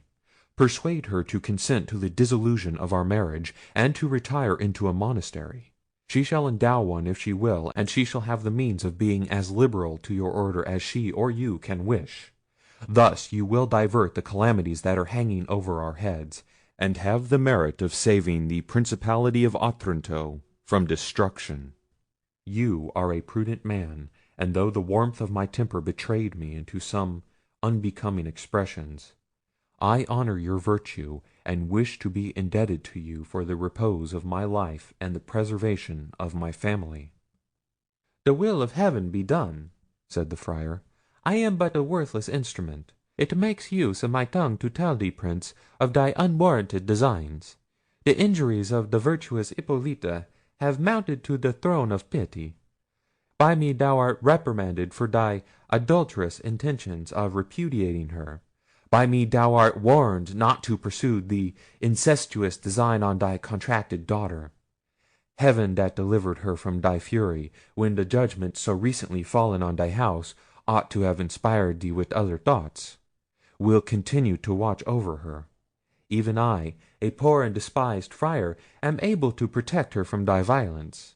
I, a sinner as I am, and uncharitably reviled by your Highness as an accomplice of I know not what amours, scorn the allurements with which it pleased thee to tempt my honesty. I love my order, I honour devout souls, I respect the piety of thy Princess, but I will not betray the confidence she reposes in me, nor serve even the cause of religion by foul and sinful compliances. But forsooth, the welfare of the state depends on your Highness having a son. Heaven mocks the short-sighted views of man. But yestermorn, whose house was so great, so flourishing as Manfred's? Where is the young Conrad now? My lord, I respect your tears, but I mean not to check them. Let them flow, Prince. They will weigh more with heaven toward the welfare of thy subjects than a marriage, which, founded on lust or policy, could never prosper. The sceptre which passed from the race of Alfonso to thine cannot be preserved by a match which the Church will never allow. If it is the will of the Most High that Manfred's name must perish, resign yourself, my lord, to its decrees, and thus deserve a crown that can never pass away. Come, my lord, I like this sorrow. Let us return to the Princess. She is not apprised of your cruel intentions, nor did I mean more than to alarm you. You saw with what gentle patience, with what efforts of love she heard and rejected hearing the extent of your guilt. I know she longs to fold you in her arms, and assure you of her unalterable affection." "Father," said the Prince, "you mistake my compunction. True, I honour Hippolita's virtues, I think her a saint, and wish it were, for my soul's health, to tie faster the knot that has united us. But alas, father, you know not the bitterest of my pangs. It is some time I have had scruples on the legality of our union. Hippolita is related to me in the 4th degree, it is true. We had a dispensation, but I have been informed that she had also been contracted to another. This it is that sits heavy at my heart. To this state of unlawful wedlock I impute the visitation that has fallen on me in the death of Conrad. Ease my conscience of this burden, dissolve our marriage, and accomplish the work of godliness, which your divine exhortations have commenced in my soul." How cutting was the anguish the good man felt when he perceived this turn in the wily Prince. He trembled for Hippolita, whose ruin he saw was determined, and he feared if Manfred had no hope of recovering Isabella, that his impatience for a son would direct him to some other object, who might not be equally proof against the temptations of Manfred's rank.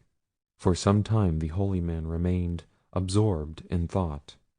At length, conceiving some hopes from delay, he thought the wisest conduct would be to prevent the Prince from despairing of recovering Isabella. Her the Friar knew he could dispose, from her affections to Hippolita, and from the aversion she had expressed to him for Manfred's address, to second his views till the censure of the Church could be fulminated against a divorce. With this intention, as if struck with the Prince's scruples, he at length said, "My lord, I have been pondering on what your Highness has said, and if in truth it is delicacy of conscience that is the real motive of your repugnance to your virtuous lady, far be it from me to endeavour to harden your heart. The Church is an indulgent mother. Unfold your griefs to her. She alone can administer comfort to your soul, either by satisfying your conscience, or upon examination of your scruples, by setting you at liberty, and indulging you in the lawful means of continuing your lineage. In the latter case, if the Lady Isabella can be brought to consent—" Manfred, who concluded that he had either overreached the good man, or that his first warmth had been but a tribute paid to appearance, was overjoyed at this sudden turn, and repeated the most magnificent promises, if he should succeed by the Friar's mediation. The well-meaning priest suffered him to deceive himself, fully determined to traverse his views, instead of seconding them. "Since we now understand one another," resumed the Prince, "I expect, father, that you satisfy me in one point. Who is the youth that I found in the vault? He must have been privy to Isabella's flight. Tell me truly, is he her lover, or is he an agent for another's passion? I have often suspected Isabella's indifference to my son. 1,000 circumstances crowd on my mind that confirm that suspicion. She herself was so conscious of it, that while I discoursed her in the gallery, she outran my suspicions, and endeavoured to justify herself from the coolness to Conrad." The Friar, who knew nothing of the youth but what he had learnt occasionally from the Princess, ignorant what was become of him, and not sufficiently reflecting on the impetuosity of Manfred's temper, conceived that it might not be amiss to sow seeds of jealousy in his mind. They might be turned to some use hereafter, either by prejudicing the Prince against Isabella, if he persisted in that union, or by diverting his attention to a wrong scent, and employing his thoughts on a visionary intrigue, prevent his engaging in any new pursuit. With this unhappy policy, he answered in a manner to confirm Manfred in his belief of some connection between Isabella and the youth. The Prince, whose passions wanted little fuel to throw them into a blaze, fell into a rage at the idea of what the Friar suggested. "I will fathom to the bottom of this intrigue," cried he, and quitting Jerome abruptly, with a command to remain there till his return, he hastened to the great hall of the castle, and ordered the peasant to be brought before him. "Thou hardened young impostor," said the Prince, as soon as he saw the youth, "what becomes of thy boasted veracity now? It was Providence, was it, and the light of the moon, that discovered the lock of the trap door to thee? Tell me, audacious boy, who thou art, and how long thou hast been acquainted with the Princess, and take care to answer with less equivocation than thou didst last night, or tortures shall wring the truth from thee." The young man, perceiving that his share in the flight of the Princess was discovered, and concluding that anything he should say could no longer be of any service or detriment to her, replied, "I am no impostor, my lord, nor have I deserved opprobrious language. I answered to every question your Highness put to me last night, with the same veracity that I shall speak now, and that will not be from fear of your tortures, but because my soul abhors a falsehood. Please to repeat your question, my lord. I am ready to give you all the satisfaction in my power." "You know my questions," replied the Prince, "and only want time to prepare an evasion. Speak directly. Who art thou, and how long hast thou been known to the Princess?" "I am a labourer in the next village," said the peasant. "My name is Theodore. The Princess found me in the vault last night. Before that hour I never was in her presence." "I may believe as much or as little as I please of this," said Manfred; "but I will hear thy own story before I examine into the truth of it. Tell me, what reason did the Princess give thee for making her escape? Thy life depends on thy answer." "She told me," replied Theodore, "that she was on the brink of destruction, and that if she could not escape from the castle, she was in danger in a few moments of being made miserable for ever." "And on this slight foundation, on a silly girl's report," said Manfred, "thou didst hazard my displeasure." "I fear no man's displeasure," said Theodore, "when a woman in distress puts herself under my protection."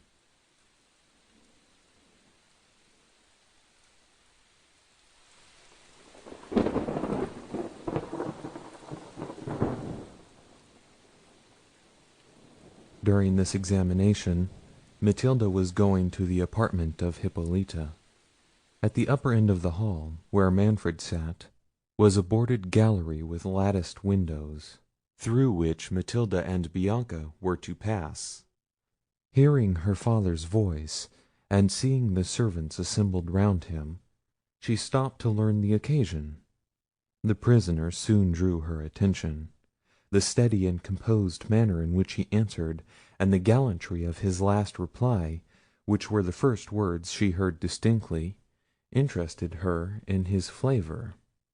His person was noble, handsome, and commanding, even in that situation, but his countenance soon engrossed her whole care. "Heavens, Bianca!" said the Princess softly, "do I dream?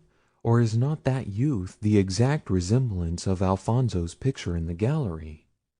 She could say no more, for her father's voice grew louder at every word. "This bravado," said he, "surpasses all thy former insolence. Thou shalt experience the wrath which thou darest to trifle. Seize him," continued Manfred, "and bind him. The first news the Princess hears of her champion shall be, that he has lost his head for her sake."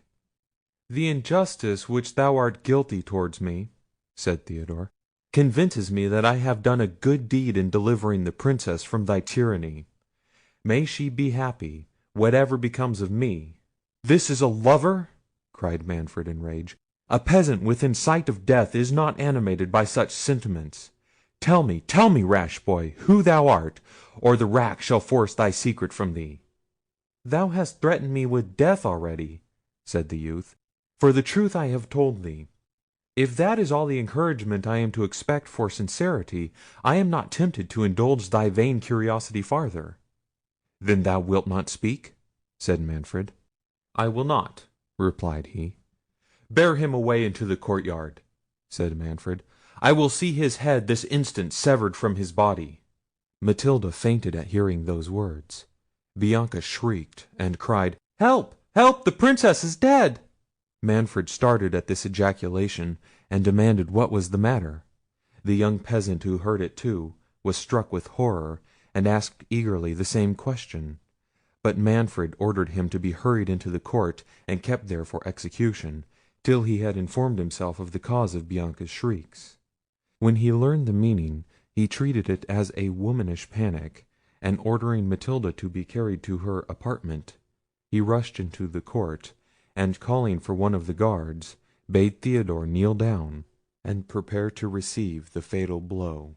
The undaunted youth received the bitter sentence with a resignation that touched every heart but Manfred's. He wished earnestly to know the meaning of the words he had heard relating to the Princess, but fearing to exasperate the tyrant more against her, he desisted.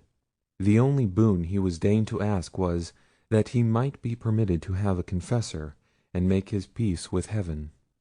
Manfred, who hoped by the confessor's means to come at the youth's history, readily granted his request; and being convinced that Father Jerome was now in his interest, he ordered him to be called and shrive the prisoner. The holy man, who had little foreseen the catastrophe that his imprudence occasioned, fell on his knees to the Prince, and adjured him in the most solemn manner not to shed innocent blood. He accused himself in the bitterest terms for his indiscretion, endeavoured to disculpate the youth, and left no method untried to soften the tyrant's rage.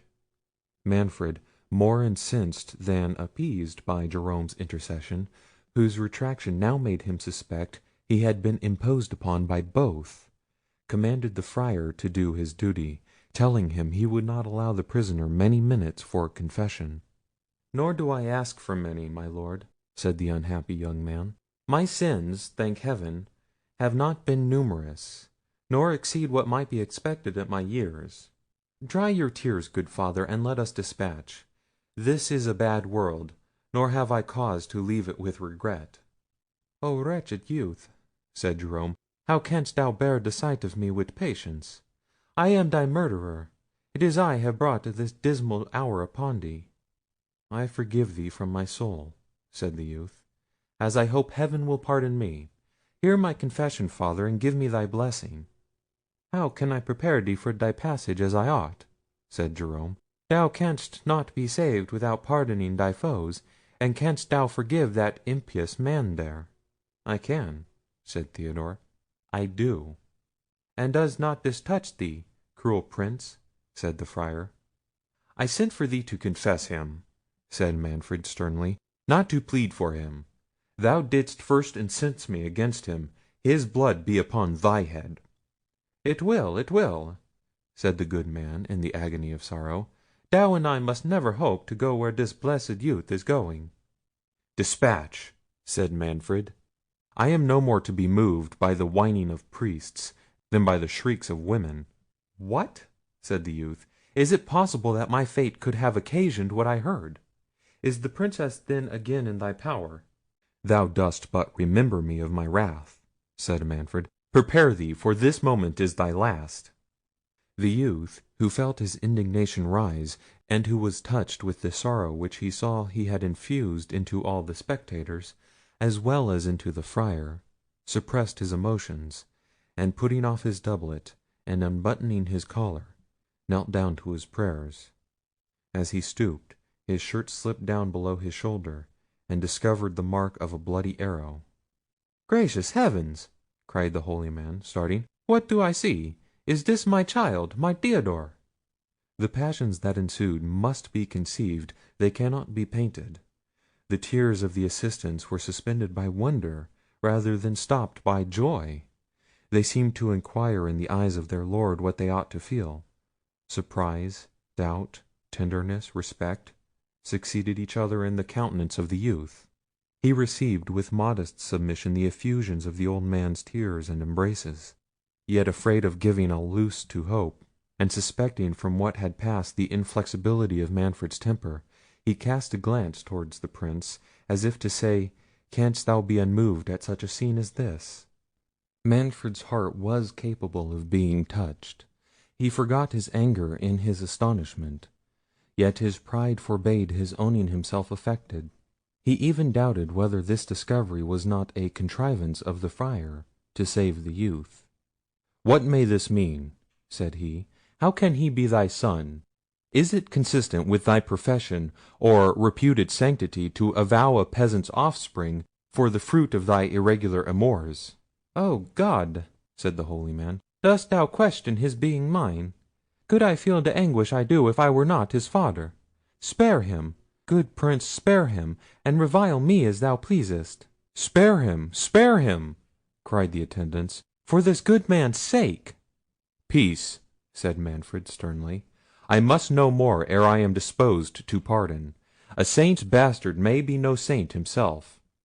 "Injurious lord," said Theodore, "add not insult to cruelty. If I am this venerable man's son, though no prince as thou art know the blood that flows in my veins—" "Yes," said the Friar, interrupting him, "his blood is noble, nor is he that abject thing, my lord, you speak him. He is my lawful son, and Sicily can boast of few houses more ancient than that of Falconara. But alas, my lord, what is blood? What is nobility? We are all reptiles, miserable, sinful creatures. It is piety alone that can distinguish us from the dust whence we sprung, and whither we must return." "Truce to your sermon," said Manfred. "You forget you are no longer Friar Jerome, but the Count of Falconara. Let me know your history. You will have time to moralise hereafter, if you should not happen to obtain the grace of that sturdy criminal there." "Mother of God!" said the Friar, "is it possible my lord can refuse a father the life of his only, his long lost child? Trample me, my lord, scorn, afflict me, accept my life for his, but spare my son." "Thou canst feel, then," said Manfred, "what it is to lose an only son. A little hour ago thou didst preach up resignation to me. My house, if fate so pleased, must perish, but the Count of Falconara—" "Alas! my lord," said Jerome, "I confess I have offended. But aggravate not an old man's suffering. I boast not of my family, nor think of such vanities. It is nature that pleads for this boy. It is the memory of the dear woman that bore him. Is she, Theodore, is she dead?" "Her soul has long been with the blessed," said Theodore. "Oh, how?" cried Jerome. "Tell me. No, she is happy. Thou art all my care now. Most dread Lord, will you grant me my poor boy's life?" "Return to thy convent," answered Manfred. "Conduct the Princess hither. Obey me in what else thou knowest, and I promise thee the life of thy son." "Oh, my lord," said Jerome, "is my honesty the price I must pay for this dear youth's safety?" "For me!" cried Theodore. "Let me die 1,000 deaths rather than stain thy conscience. What is it the tyrant would exact of thee? Is the Princess still safe from his power? Protect her, thou venerable old man, and let all the weight of his wrath fall on me." Jerome endeavoured to check the impetuosity of the youth, and ere Manfred could reply, the trampling of horses was heard, and a brazen trumpet, which hung without the gate of the castle, was suddenly sounded. At the same instant the sable plumes on the enchanted helmet, which still remained at the other end of the court, were tempestuously agitated, and nodded thrice, as if bowed by some invisible wearer. Chapter 3. Manfred's heart misgave him when he beheld the plumage on the miraculous casque shaken in concert with the sounding of the brazen trumpet. "Father," said he to Jerome, whom he now ceased to treat as the Count of Falconara, "what means these portents? If I have offended—" The plumes were shaken with greater violence than before. "Unhappy Prince that I am!" cried Manfred. "Holy Father, will you not assist me with your prayers?" "My lord," replied Jerome, "heaven is no doubt displeased with your mockery of its servants. Submit yourself to the church, and cease to persecute her ministers. Dismiss this innocent youth, and learn to respect the holy character I wear. Heaven will not be trifled with. You see—" The trumpet sounded again. "I acknowledge I have been too hasty," said Manfred. "Father, do you go to the wicket, and demand who is at the gate." "Do you grant me the life of Theodore?" replied the Friar. "I do," said Manfred; "but inquire who is without." Jerome, falling on the neck of his son, discharged a flood of tears that spoke the fulness of his soul. "You promised to go to the gate," said Manfred. "I thought," replied the Friar, "your Highness would excuse my thanking you first in this tribute of my heart." "Go, dearest sir," said Theodore, "obey the Prince. I do not deserve that you should delay his satisfaction for me." Jerome, inquiring who was without, was answered, "A herald." "From whom?" said he.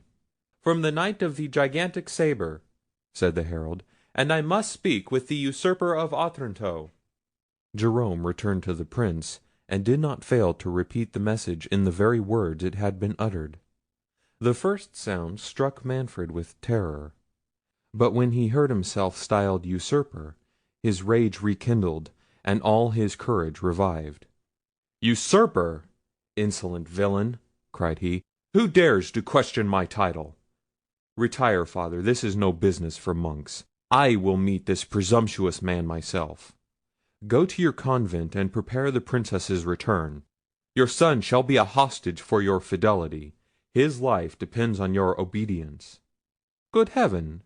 my Lord," cried Jerome, "your Highness did but this instant freely pardon my child. Have you so soon forgot the interposition of heaven?" "Heaven," replied Manfred, "does not send heralds to question the title of a lawful prince. I doubt whether it even notifies its will through friars. But that is your affair, not mine. At present you will know my pleasure. It is not a saucy herald that shall save your son, if you do not return with the Princess." It was in vain for the holy man to reply. Manfred commanded him to be conducted to the postern gate and shut out from the castle; and he ordered some of his attendants to carry Theodore to the top of the Black Tower, and guard him strictly, scarce permitting the father and son to exchange a hasty embrace at parting. He then withdrew to the hall, and, seating himself in princely state, ordered the herald to be admitted to his presence. "Well, thou insolent," said the Prince, "what wouldst thou with me?" "I come," replied he, "to thee, Manfred, usurper of the principality of Otranto, from the renowned and invincible Knight, the Knight of the gigantic sabre. In the name of his lord, Frederic, Marquis of Vicenza, he demands the Lady Isabella, daughter of that Prince, whom thou hast basely and treacherously got into thy power, by bribing her false guardians during his absence; and he requires thee to resign the principality of Otranto, which thou hast usurped from the said Lord Frederic, the nearest of blood to the last rightful lord, Alfonso the Good. If thou dost not instantly comply with these just demands, he defies thee to single combat to the last extremity." And so saying, the herald cast down his warder. "And where is this braggart who sends thee?" said Manfred. "At the distance of a league," said the herald. "He comes to make good his lord's claim against thee, as he is a true knight, and thou an usurper and ravisher." Injurious as this challenge was, Manfred reflected that it was not his interest to provoke the Marquis. He knew how well founded the claim of Frederic was, nor was this the first time he had heard it. Frederic's ancestors had assumed the style of Prince of Otranto, from the death of Alfonso the Good, without issue. But Manfred, his father and grandfather, had been too powerful for the house of Vicenza to dispossess them.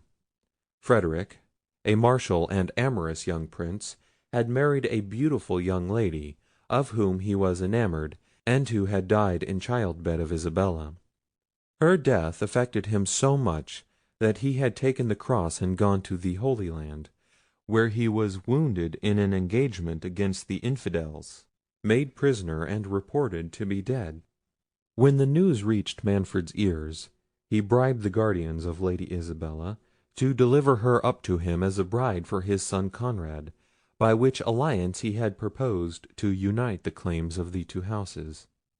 This motive, on Conrad's death, had cooperated to make him so suddenly resolve on espousing her himself; and the same reflection determined him now to endeavour at obtaining the consent of Frederic to this marriage.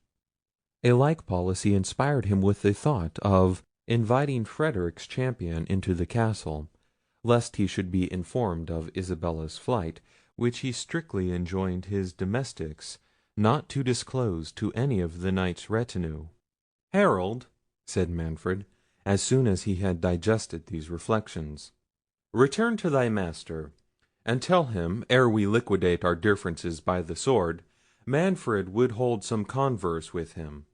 Bid him welcome to my castle, where, by my faith, as I am a true knight, he shall have a courteous reception, and full security for himself and followers. If we cannot adjust our quarrel by amicable means, I swear he shall depart in safety, and shall have full satisfaction according to the laws of arms. So help me God and his Holy Trinity." The herald made 3 obeisance and retired.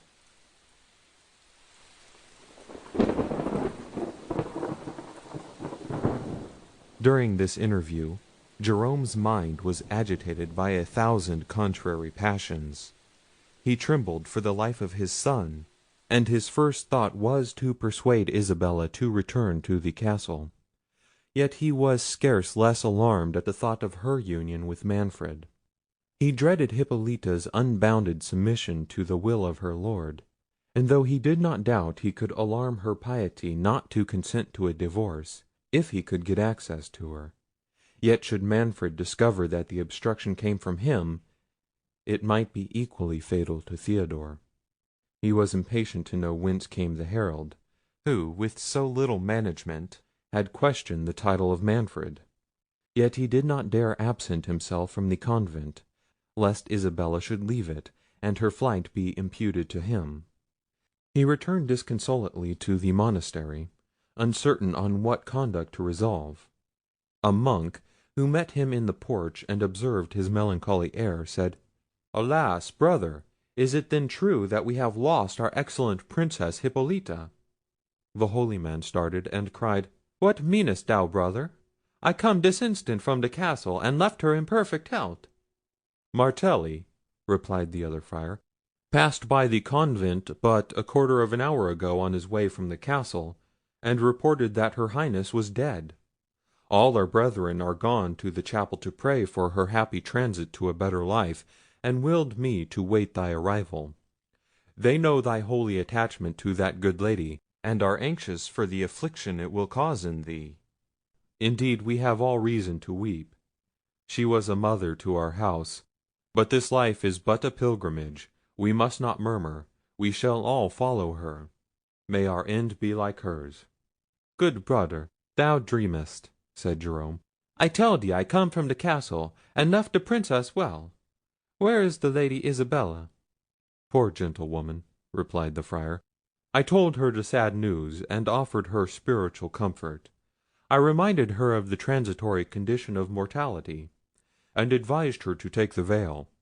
I quoted the example of the holy Princess Sanchia of Aragon." "Thy zeal was laudable," said Jerome impatiently, "but at present it was unnecessary. Hippolita is well; at least I trust in the Lord she is. I heard nothing to the contrary, yet methinks the Prince's earnestness— Well, brother, where is the Lady Isabella?" "I know not," said the friar. "She wept much, and said she would retire to her chamber." Jerome left his comrade abruptly, and hastened to the Princess, but she was not in her chamber. He inquired of the domestics of the convent, but could learn no news of her. He searched in vain throughout the monastery and the church, and despatched messengers round the neighbourhood to get intelligence if she had been seen, but to no purpose. Nothing could equal the good man's perplexity.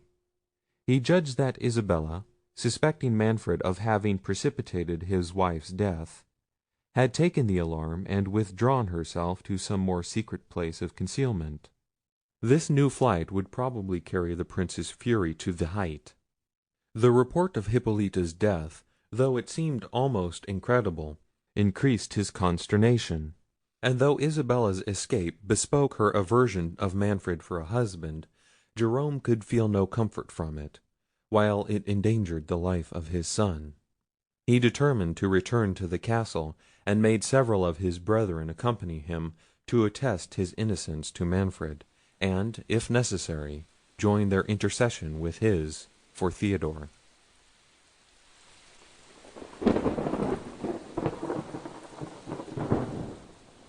The Prince, in the meantime, had passed into the court, and ordered the gates of the castle to be flung open for the reception of the stranger knight and his train.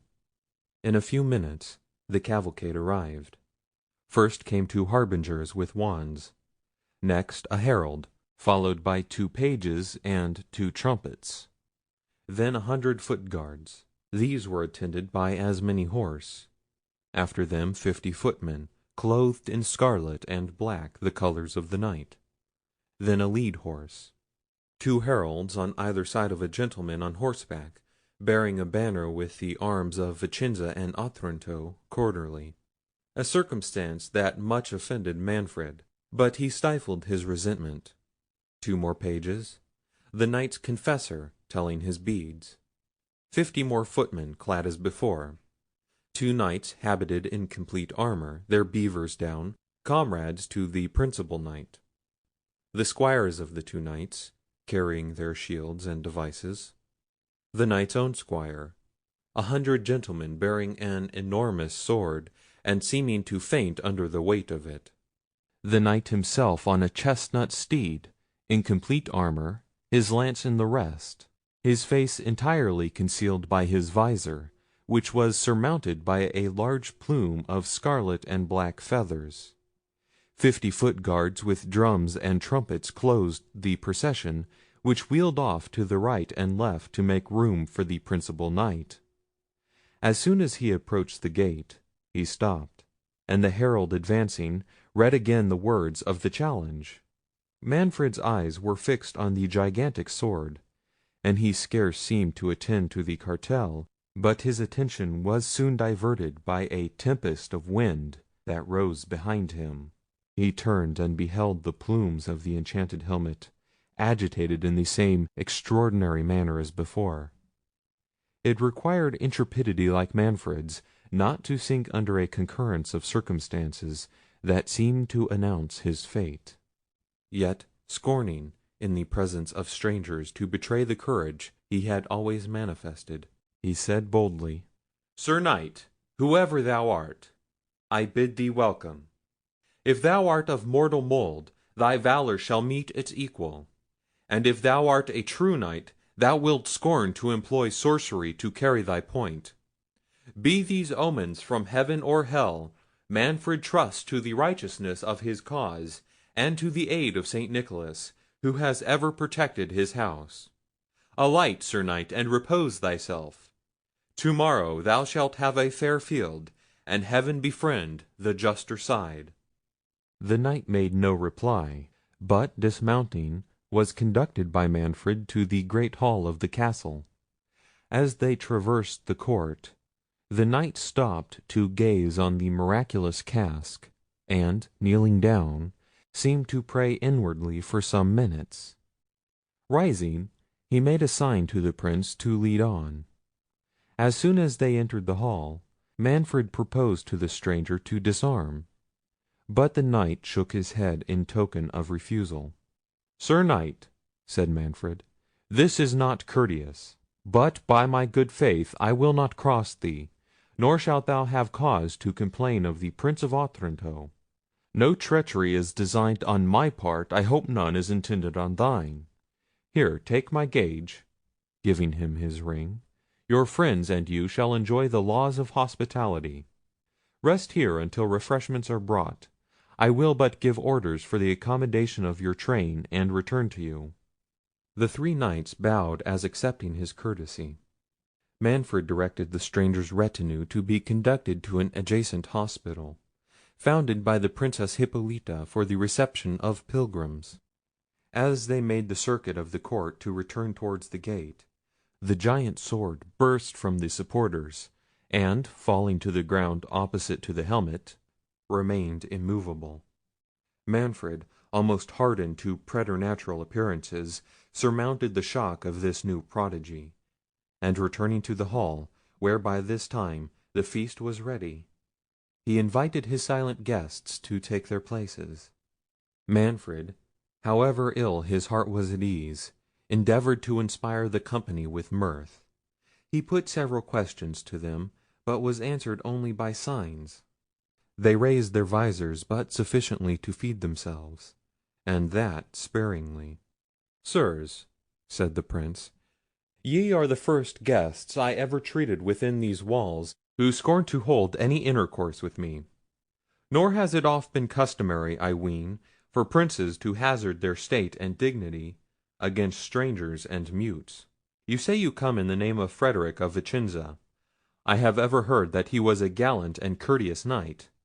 Nor would he, I am bold to say, think it beneath him to mix in social converse with a prince that is his equal, and not unknown by deeds in arms. Still ye are silent. Well, be it as it may, by the laws of hospitality and chivalry, ye are masters under this roof. Ye shall do your pleasure. But come, give me a goblet of wine. Ye will not refuse to pledge me to the healths of your fair mistresses." The principal knight sighed and crossed himself, and was rising from the board. "Sir Knight," said Manfred, "what I said was but in sport. I shall constrain you in nothing. Use your good liking. Since mirth is not your mood, let us be sad. Business may hit your fancies better.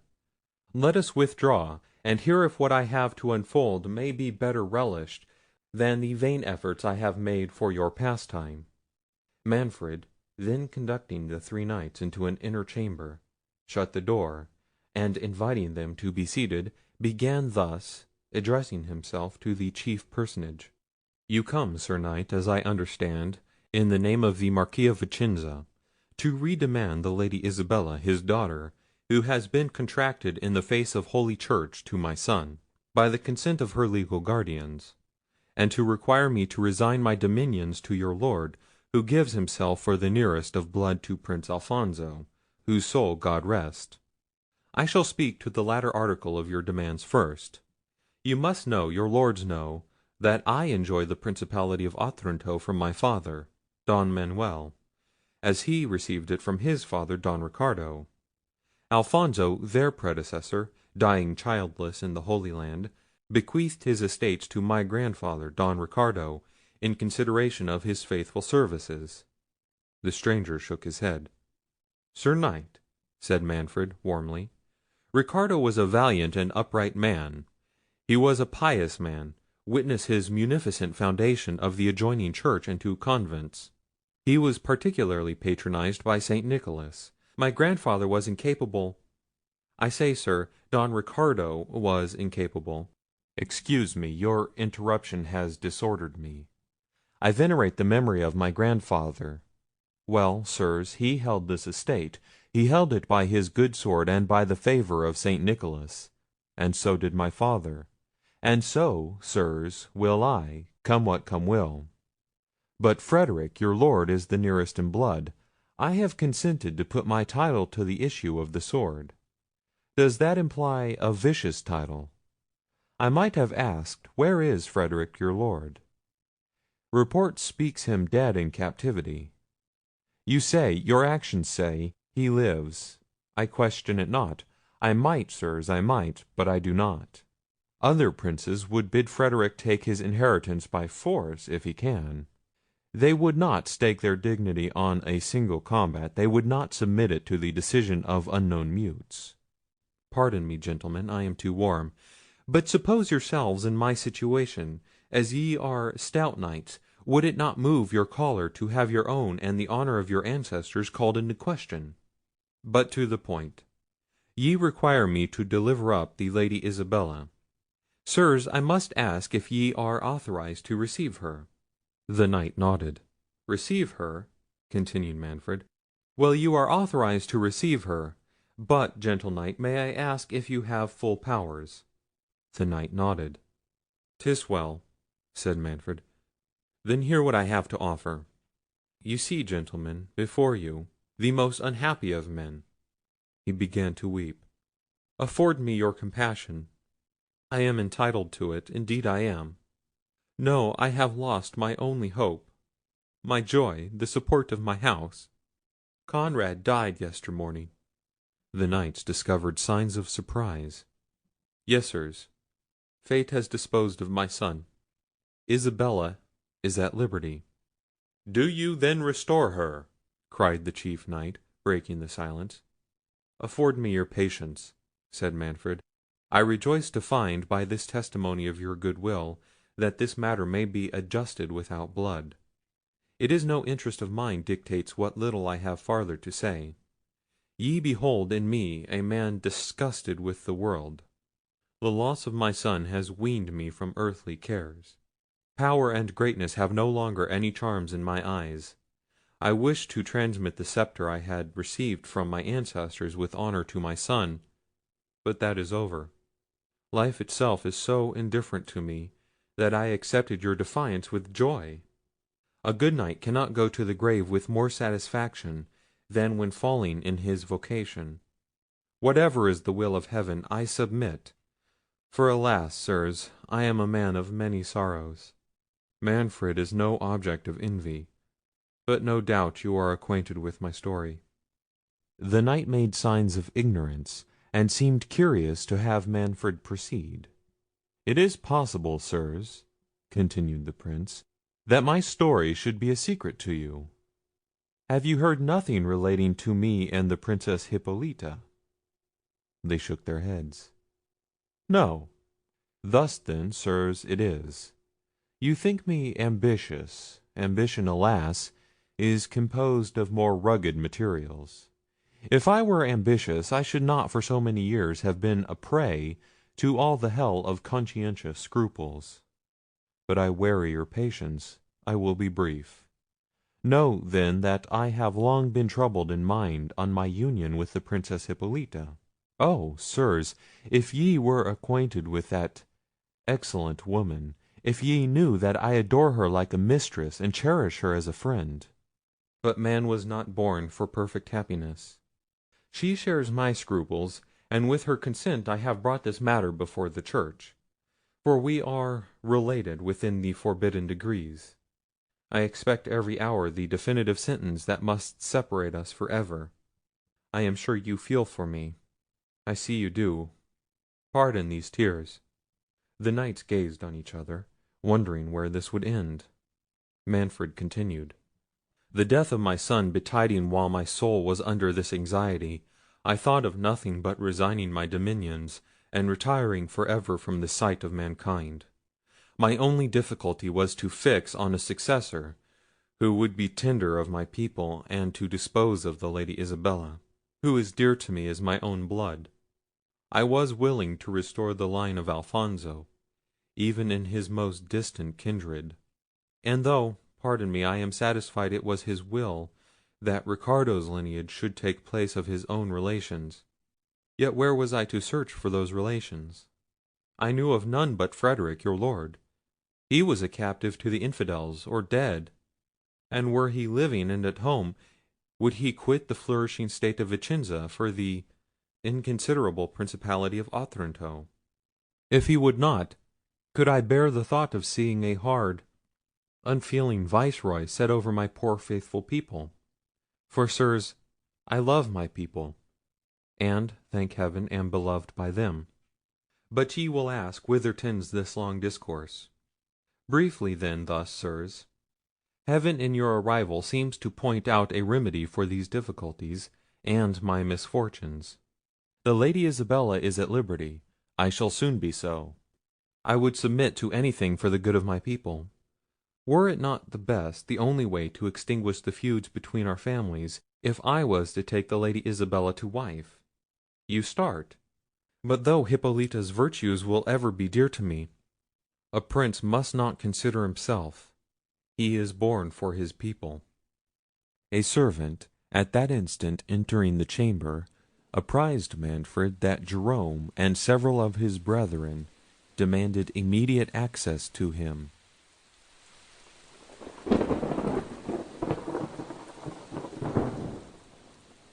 The Prince, provoked at this interruption, and fearing that the Friar would discover to the strangers that Isabella had taken sanctuary, was going to forbid Jerome's entrance. But, recollecting that he was certainly arrived to notify the Princess's return, Manfred began to excuse himself to the knights for leaving them for a few moments, but was prevented by the arrival of the friars. Manfred angrily reprimanded them for their intrusion, and would have forced them back from the chamber. But Jerome was too much agitated to be repulsed. He declared aloud the flight of Isabella, with protestations of his own innocence. Manfred, distracted at the news, and not less at its coming to the knowledge of the strangers, uttered nothing but incoherent sentences, now upbraiding the Friar, now apologizing to the knights, earnest to know what was become of Isabella, yet equally afraid of their knowing, impatient to pursue her, yet dreading to have them join in the pursuit. He offered to dispatch messengers in quest of her, but the chief knight, no longer keeping silence, reproached Manfred in the bitterest terms for his dark and ambiguous dealings, and demanded the cause of Isabella's first absence from the castle. Manfred, casting a stern look at Jerome, implying a command of silence, pretended that on Conrad's death he had placed her in sanctuary, until he could determine how to dispose of her. Jerome, who trembled for his son's life, did not dare contradict this falsehood; but one of his brethren, not under the same anxiety, declared frankly that she had fled to their church in the preceding night. The Prince in vain endeavoured to stop this discovery, which overwhelmed him with shame and confusion. The principal stranger, amazed at the contradictions he heard, and more than half persuaded that Manfred had secreted the Princess, notwithstanding the concern he expressed at her flight, rushed to the door, said, "Thou traitor Prince, Isabella shall be found!" Manfred endeavoured to hold him, but the other knights assisted their comrade. He broke from the Prince, and hastened into the court, demanding his attendance. Manfred, finding it vain to divert him from the pursuit, offered to accompany him, and, summoning his attendants, and taking Jerome and some of the friars to guide them, they issued from the castle, Manfred privately giving orders to have the knight's company secured, while to the night he affected to dispatch a messenger to require their assistance.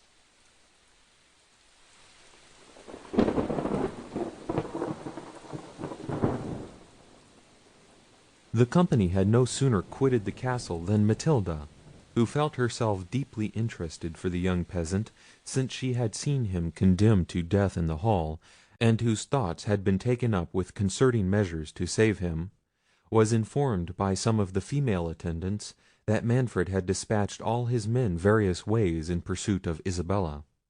He had in his hurry given this order in general terms, not meaning to extend it to the guards he had set upon Theodore, but forgetting it. The domestics, officious to obey so peremptory a prince, had urged by their own curiosity and love of novelty to join in any precipitate chase, had to a man left the castle. Matilda disengaged herself from her women, stole up to the Black Tower, and unbolting the door, presented herself to the astonished Theodore. "Young man," said she, "though filial duty and womanly modesty condemn the step I am taking, yet holy charity, surmounting all other ties, justifies this act. Fly, the doors of thy prison are open. My father and his domestics are absent, but they may soon return. Be gone in safety, and may the angels of heaven direct thy course." "Thou art surely one of those angels," said the enraptured Theodore. "None but a blessed saint could speak, could act, could look like thee. May I not know the name of my divine protectress? Methought thou namedst thy father. Is it possible? Can Manfred's blood feel holy pity? Lovely lady, thou answerest not, but how art thou here thyself? Why dost thou neglect thy own safety, and waste a thought on a wretch like Theodore?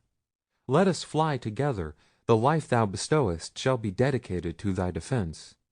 "Alas, thou mistakest," said Matilda, sighing. "I am Manfred's daughter, but no dangers await me." "Amazement!" said Theodore. But last night I blessed myself for yielding thee the service thy gracious compassion so charitably returns me now." "Still thou art in an error," said the Princess; "but this is no time for explanation. Fly, virtuous youth, while it is in my power to save thee. Should my father return, thou and I both should indeed have cause to tremble." "How?" said Theodore. "Thinkest thou, charming maid, that I will accept of life at the hazard of aught calamitous to thee? Better I endured 1,000 deaths." "I run no risk," said Matilda, "but by thy delay. Depart; it cannot be known that I have assisted thy flight." "Swear by the saints above," said Theodore, "that thou canst not be suspected; else here I vow to await whatever can befall me." "Oh, thou art too generous," said Matilda; "but rest assured that no suspicion can alight on me." "Give me thy beauteous hand in token that thou dost not deceive me," said Theodore, "and let me bathe it with the warm tears of gratitude." "Forbear," said the Princess; "this must not be." "Alas!" said Theodore, "I have never known but calamity until this hour. Perhaps shall never know other fortune again. Suffer the chaste raptures of holy gratitude; 'tis my soul would print its effusions on thy hand."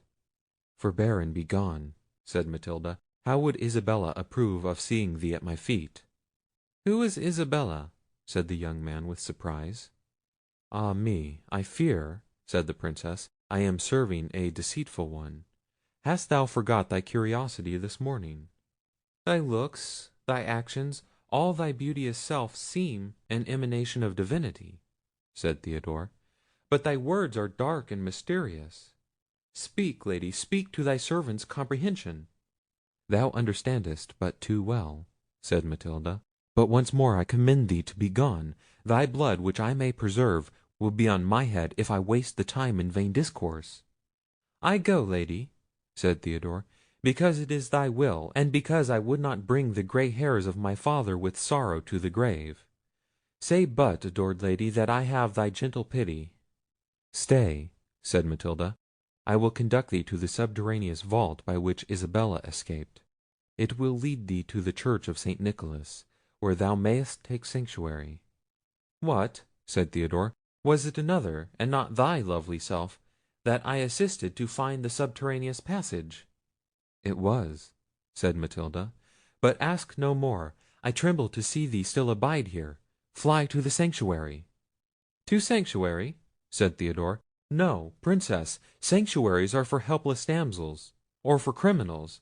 Theodore's soul is free from guilt, nor will wear the appearance of it. Give me a sword, Lady, and thy father shall learn that Theodore scorns an ignominious flight." "Rash youth!" said Matilda, "thou wouldst not dare to lift thy presumptuous arm against the Prince of Otranto." "Not against thy father, indeed, I dare not," said Theodore. "Excuse me, Lady, I had forgotten. But could I gaze on thee, and remember thou art sprung from the tyrant Manfred. But he is thy father, and from this moment my injuries are buried in oblivion."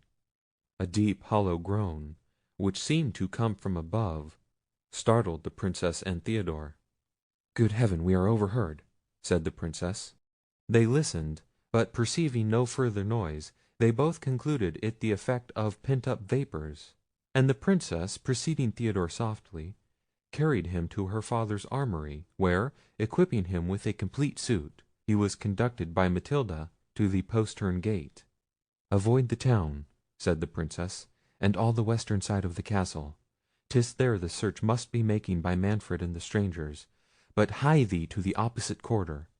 Yonder, behind that forest, to the east is a chain of rocks, hollowed into a labyrinth of caverns that reach to the sea coast. There thou mayest lie concealed, till thou canst make signs to some vessel to put on shore, and take thee off.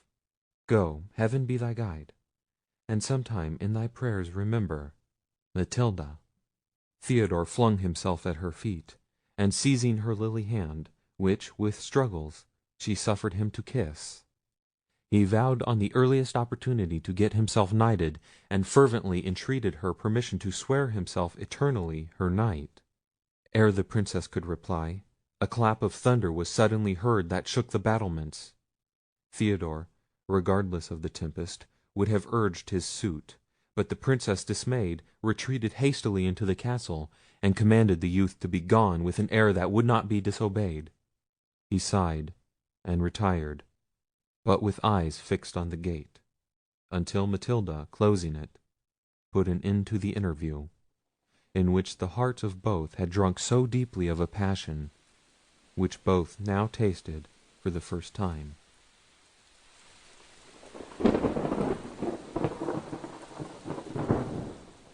Theodore went pensively to the convent to acquaint his father with his deliverance. There he learned the absence of Jerome, and the pursuit that was making after the Lady Isabella, with some particulars of whose story he had now first become acquainted.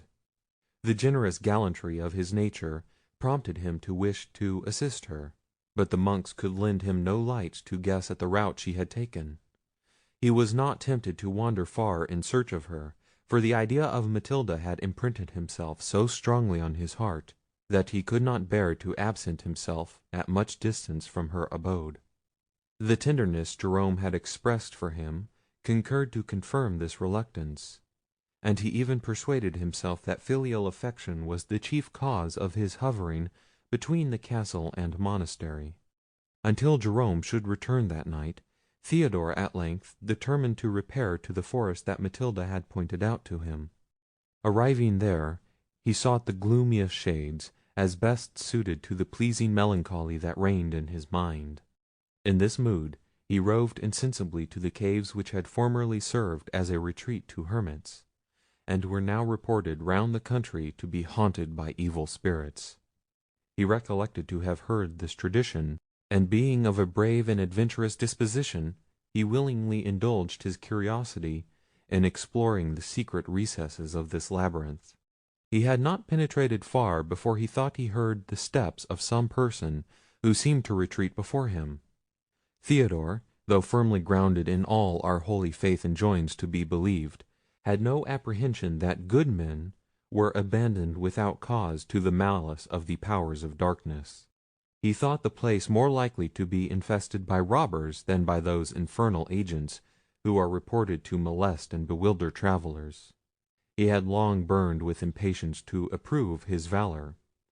Drawing his sabre, he marched sedately onwards, still directing his steps, as the imperfect rustling sound before him led the way. The armour he wore was a like indication to the person who avoided him. Theodore, now convinced that he was not mistaken, redoubled his pace, and evidently gained on the person that fled, whose haste increasing, Theodore came up just as a woman fell breathless before him. He hasted to rise her, but her terror was so great that he apprehended she would faint in his arms. He used every gentle word to dispel her alarms, and assured her that far from injuring, he would defend her at the peril of his life. The lady, recovering her spirits from his courteous demeanour, and gazing on her protector, said, "Sure, I have heard that voice before." "Not to my knowledge," replied Theodore, "unless, as I conjecture, thou art Lady Isabella." "Merciful heaven!" cried she, "thou art not sent in quest of me, art thou?" And saying those words, she threw herself at his feet, and besought him not to deliver her up to Manfred. "To Manfred?" cried Theodore. "No, lady, I have once already delivered thee from his tyranny, and it shall fare hard with me now, but I will place thee out of the reach of his daring." "Is it possible," said she, "that thou shouldst be the generous unknown whom I met last night in the vault of the castle? Sure thou art not a mortal, but my guardian angel. On my knees let me thank—" "Hold, gentle Princess," said Theodore, "nor demean thyself before a poor and friendless young man. If heaven has selected me for thy deliverer, it will accomplish its work, and strengthen my arm in thy cause. But come, lady, we are too near the mouth of the cavern. Let us seek its inmost recesses. I can have no tranquillity till I have placed thee beyond the reach of danger." "Alas! what mean you, sir?" said she. "Though all your actions are noble, though your sentiments speak the purity of your soul, is it fitting that I should accompany you alone into these perplexed retreats? Should we be found together, what would a censorious world think of my conduct?" "I respect your virtuous delicacy," said Theodore, "nor do you harbour a suspicion that wounds my honour. I mean to conduct you into the most private cavity of these rocks. and then at the hazard of my life, to guard their entrance against every living thing. Besides, lady," continued he, drawing a deep sigh, "beauteous and all perfect as your form is, and though my wishes are not guiltless of aspiring, no, my soul is dedicated to another; and although—" A sudden noise prevented Theodore from proceeding. They soon distinguished these sounds. "Isabella! What ho! Isabella!" The trembling Princess relapsed into her former agony of fear. Theodore endeavoured to encourage her, but in vain.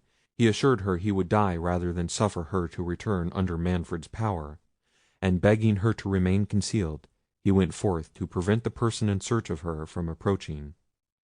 At the mouth of the cavern he found an armed knight discoursing with a peasant, who assured him he had seen a lady enter the passes of the rock. The knight was preparing to seek her, when Theodore, placing himself in his way, with his sword drawn, sternly forbade him at his peril to advance. "And who art thou who darest to cross my way?" said the knight haughtily. "One who does not dare more than he will perform," said Theodore. "I seek the Lady Isabella," said the knight, "and understand she has taken refuge among these rocks. Impede me not, or thou wilt repent having provoked my resentment." "Thy purpose is as odious as thy resentment is contemptible," said Theodore. "Return whence thou camest, or we shall soon know whose resentment is most terrible." The stranger, who was the principal knight that had arrived from the Marquis of Vicenza, had galloped from Manfred as he was busied in getting information of the Princess, and giving various orders to prevent her falling into the power of the three knights. Their chief had suspected Manfred of being privy to the Princess's absconding, and this insult from a man, who he concluded was stationed by that Prince to secret her, confirmed his suspicions. He made no reply, but discharging a blow with his sabre at Theodore, would soon have removed all obstructions, if Theodore, who took him for one of Manfred's captains, and who had no sooner given the provocation than prepared to support it, had not received the stroke on his shield. The valour that had so long been smothered in his breast broke forth at once. He rushed impetuously on the knight, whose pride and wrath were not less powerful incentives to hardy deeds. The combat was furious, but not long. Theodore wounded the knight in 3 several places, and at last disarmed him, as he fainted by the loss of blood. The peasant, who had fled on the first onset, had given the alarm to some of Manfred's domestics, who, by his orders, were dispersed through the forest in pursuit of Isabella. They came up as the knight fell, whom they discovered to be the noble stranger. Theodore, notwithstanding his hatred to Manfred, could not behold the victory he had gained without emotions of pity and generosity; but he was more touched when he learned the quality of his adversary, and was informed that he was no retainer, but an enemy of Manfred. He assisted the servants of the latter in disarming the knight, and in endeavouring to staunch the blood that flowed from his wounds. The knight, recovering his speech, said, in a faint and faltering voice, "Generous foe, we have both been in error. I took thee for an instrument of the tyrant. I perceive thou hast made the like mistake. It is too late for excuses. I faint. If Isabella is at hand, call her. I have important secrets to—" "He is dying," said one of the attendants. "Has nobody a crucifix about him? Andrea, do thou pray over him." "Fetch some water," said Theodore, "and pour it down his throat, while I hasten to the Princess." Saying this, he flew to Isabella, and in a few words told her modestly that he had been so unfortunate by mistake as to wound a gentleman from her father's court, who wished, ere he died, to impart something of consequence to her. The Princess, who had been transported at hearing the voice of Theodore as he called to her to come forth, was astonished at what she heard. Suffering herself to be conducted by Theodore, the new proof of whose valour recalled her dispersed spirits, she came where the bleeding knight lay speechless on the ground. But her fears returned when she beheld the domestics of Manfred. She would again have fled if Theodore had not made her observe that they were unarmed, and had not threatened them with instant death if they should dare to seize the Princess. The stranger, opening his eyes and beholding a woman, said, "Art thou, pray tell me truly, art thou Isabella of Vicenza?" "I am," said she. "Good heaven restore thee!" "Then thou, said the Knight, struggling for an utterance, "seest thy father.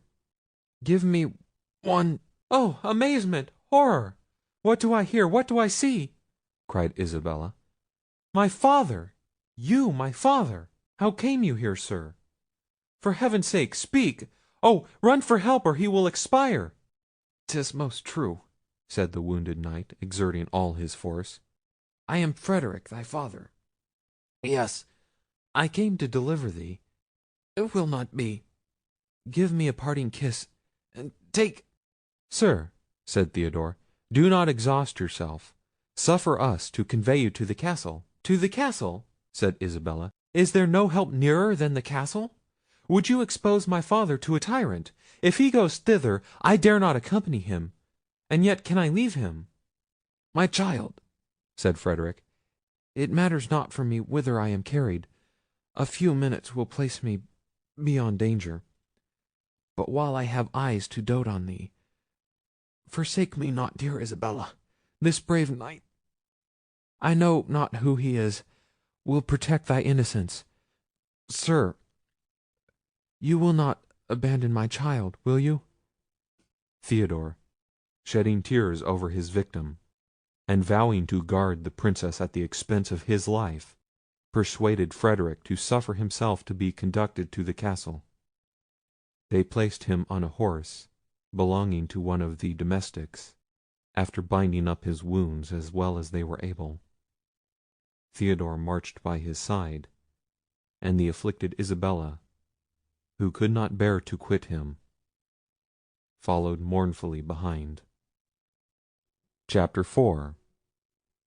The sorrowful troop had no sooner arrived at the castle than they were met by Hippolita and Matilda, whom Isabella had sent one of the domestics before to advertise of their approach.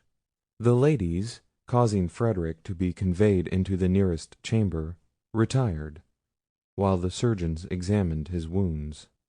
Matilda blushed at seeing Theodore and Isabella together, but endeavoured to conceal it by embracing the latter, and condoling with her on her father's mischance. The surgeons soon came to acquaint Hippolita that none of the Marquis's wounds were dangerous, and that he was desirous of seeing his daughter and the Princess's. Theodore, under the pretence of expressing his joy at being freed from his apprehensions of the combat being fatal to Frederic, could not resist the impulse of following Matilda. Her eyes were so often cast down on meeting his, that Isabella, who regarded Theodore as attentively as he gazed on Matilda, soon divined who the object was that he had told her in the cave engaged his affections.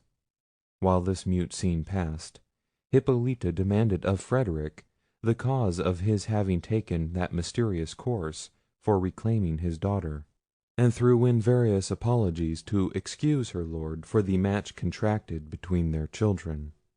Frederic, however incensed against Manfred, was not insensible to the courtesy and benevolence of Hippolita, but he was still more struck with the lovely form of Matilda. Wishing to detain them by his bedside, he informed Hippolita of his story. He told her that, while prisoner to the infidels, he had dreamed that his daughter, of whom he had learned no news since his captivity, was detained in a castle, where she was in danger of the most dreadful misfortunes, and that if he obtained his liberty and repaired to a wood near Joppa, he would learn more. Alarmed at this dream, and incapable of obeying the direction given by it, his chains became more grievous than ever. But while his thoughts were occupied on the means of obtaining his liberty, he received the agreeable news that the confederate princes who were warring in Palestine had paid his ransom. He instantly set out for the wood that had been marked in his dream. For 3 days He and his attendants had wandered in the forest without seeing a human form; but on the evening of the 3rd they came to a cell, in which they found a venerable hermit in the agonies of death. Applying rich cordials, they brought the fainting man to his speech. "My sons," said he, "I am bounden to your charity, but it is in vain. I am going to my eternal rest. Yet I die with the satisfaction of performing the will of heaven. When first I repaired to this solitude, after seeing my country become a prey to unbelievers, it is, alas, above 50 years since I was witness to that dreadful scene. Saint Nicholas appeared to me and revealed a secret, which he bade me never disclose to mortal man, but on my deathbed. This is that tremendous hour, and ye are no doubt the chosen warriors to whom I was ordered to reveal my trust. As soon as ye have done the last offices to this wretched corpse, dig under the 7th tree on the left hand of this poor cave, and your pains will—oh, good heaven, receive my soul!" With those words, the devout man breathed his last. "By the break of day," continued Frederic, "when we had committed the holy relics to the earth, we dug according to direction; but what was our astonishment when about the depth of 6 feet we discovered an enormous sabre, the very weapon yonder in the court. On the blade, which was then partly out of the scabbard, though since closed by our efforts in removing it, were written the following lines. No, excuse me, madam," adding the Marquis, turning to Hippolita, "if I forbear to repeat them, I respect your sex and rank, and would not be guilty of offending your ear with sounds injurious to aught that is dear to you." He paused. Hippolita trembled. She did not doubt but Frederic was destined by heaven to accomplish the fate that seemed to threaten her house. Looking with anxious fondness at Matilda, a silent tear stole down her cheek; but recollecting herself, she said, "Proceed, my lord. Heaven does nothing in vain. Mortals must receive its divine behests with lowliness and submission. It is our part to deprecate its wrath or bow to its decrees. Repeat the sentence, my lord. We listen resigned." Frederic was grieved that he had proceeded so far. The dignity and patient firmness of Hippolita penetrated him with respect, and the tender silent affection with which the Princess and her daughter regarded each other melted him almost to tears. Yet apprehensive that his forbearance to obey would be more alarming, he repeated, in a faltering and low voice, the following lines: "Wherever a casque that suits this sword is found, with perils is thy daughter compassed round. Alfonso's blood alone can save the maid, and quiet a long restless prince's shade." "What is there in these lines," said Theodore impatiently, "that affects these princesses? Why were they to be shocked by a mysterious delicacy that has so little foundation?" "Your words are rude, young man," said the Marquis; "and though fortune has favoured you once—" "My honoured lord," said Isabella, who resented Theodore's warmness, which she perceived was dictated by his sentiments for Matilda, "discompose not yourself for the glossing of a peasant's son. He forgets the reverence he owes you, but he is not accustomed—" Hippolita, concerned at the heat that had arisen, checked Theodore for his boldness, but with an air acknowledging his zeal, and changing the conversation, demanded of Frederic where he had left her lord. As the Marquis was going to reply, they heard a noise without, and rising to inquire the cause, Manfred, Jerome, and part of his troop, who had met an imperfect rumour of what had happened, entered the chamber. Manfred advanced hastily towards Frederic's bed to condole with him on his misfortune, and to learn the circumstances of the combat, when starting in an agony of terror and amazement, he cried, "Ha! what thou art! Thou dreadful spectre! Is my hour come?" "My dearest gracious lord," cried Hippolita, clasping him in her arms, "what is it you see? Why do you fix your eyeballs thus?" "What!" cried Manfred, breathless. "Dost thou see nothing, Hippolita? Is this ghastly phantom sent to me alone, to Rue, who did not—" "For mercy's sweetest self, my lord," said Hippolita, "resume your soul, command your reason. There is nothing here but us, your friends." "What, is that not Alfonso?" cried Manfred. "Dost thou not see him? Can it be my brain's delirium?" "This, my lord," said Hippolita, "this is Theodore, the youth who has been so unfortunate." "Theodore!" said Manfred mournfully, striking his forehead. "Theodore or a phantom, he has unhinged the soul of Manfred. But how comes he here, and how comes he in armour?" "I believe he went in search of Isabella," said Hippolita. "Of Isabella!" said Manfred, relapsing into rage. "Yes, yes, that is not doubtful. But how did he escape from durance in which I left him? Was it Isabella, or this hypocritical old Friar that procured his enlargement?" "And would a parent be criminal, my lord," said Theodore, "if he meditated the deliverance of his child?" Jerome, amazed to hear himself in a manner accused by his son, and without foundation, knew not what to think. He could not comprehend how Theodore had escaped, how he came to be armed and to encounter Frederic. Still he would not venture to ask any questions that might tend to inflame Manfred's wrath against his son. Jerome's silence convinced Manfred that he had contrived Theodore's release. "And it is thus, thou ungrateful old man," said the Prince, addressing himself to the Friar, "that thou repayest mine and Hippolita's bounties? And not content with traversing my heart's nearest wishes, thou armest thy bastard, and bringest him into my own castle to insult me!" "My lord," said Theodore, "you wrong my father. Neither he nor I are capable of harbouring a thought against your peace. Is it insolent thus to surrender myself to your Highness's pleasure?" added he, laying his sword respectfully at Manfred's feet. "Behold my bosom. Strike, my lord, if you suspect that a disloyal thought is lodged there. There is not a sentiment engraven on my heart that does not venerate you and yours." The grace and fervour with which Theodore uttered these words interested every person present in his favour. Even Manfred was touched. Yet still possessed with his resemblance to Alfonso, his admiration was dashed with secret horror. "Rise," said he, "thy life is not my present purpose. But tell me thy history, and how thou camest connected with this old traitor here." "My lord," said Jerome eagerly. "Peace, impostor!" said Manfred. "I will not have him prompted." "My lord," said Theodore, "I want no assistance.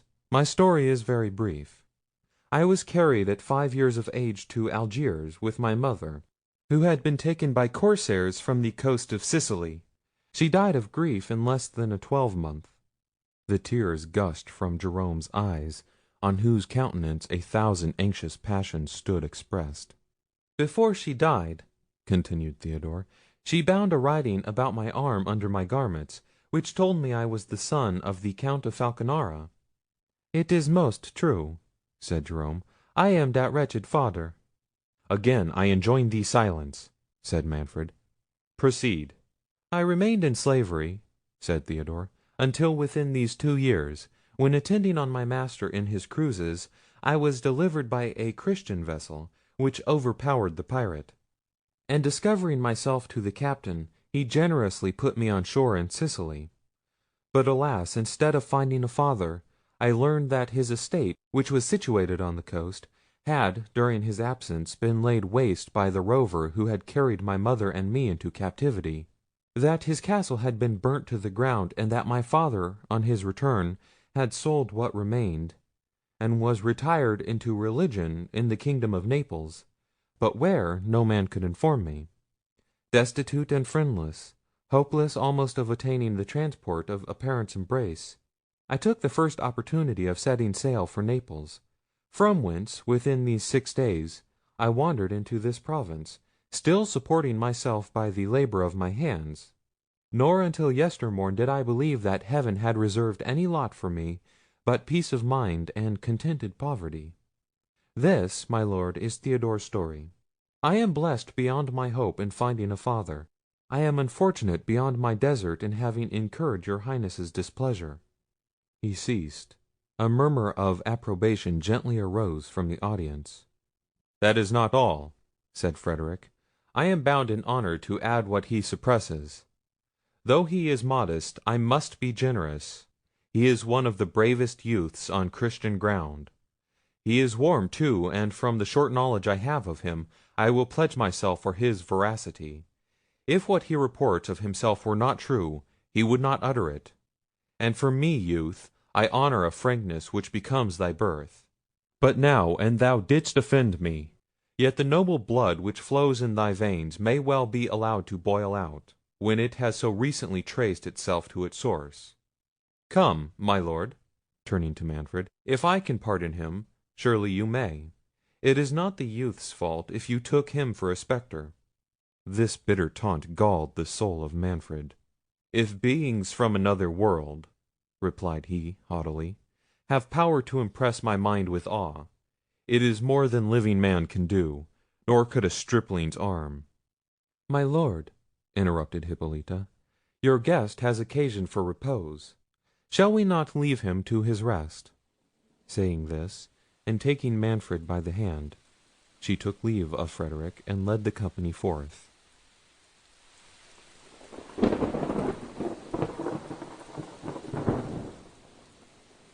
The Prince, not sorry to quit a conversation which recalled to mind the discovery he had made of his most secret sensations, suffered himself to be conducted to his own apartment, after permitting Theodore, though under engagement to return to the castle on the morrow, a condition the young man gladly accepted, to retire with his father to the convent. Matilda and Isabella were too much occupied with their own reflections, and too little content with each other, to wish for farther converse that night. They separated each to her chamber, with more expressions of ceremony and fewer of affection than had passed between them since their childhood.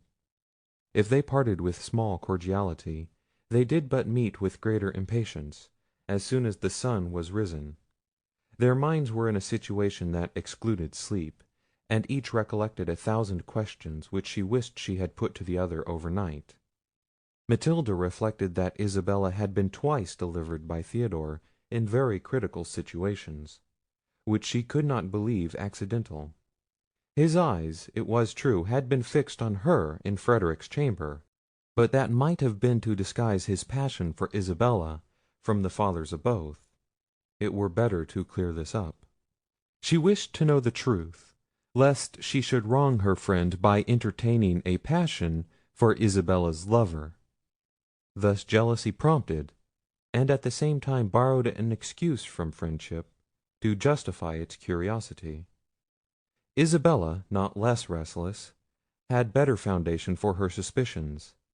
Both Theodore's tongue and eyes had told her his heart was engaged. It was true. Yet perhaps Matilda might not correspond to his passion. She had ever appeared insensible to love. All her thoughts were set on heaven. "Why did I dissuade her?" said Isabella to herself. "I am punished for my generosity. But when did they meet? Where? It cannot be. I have deceived myself. Perhaps last night was the first time they ever beheld each other. It must be some other object that has prepossessed his affections.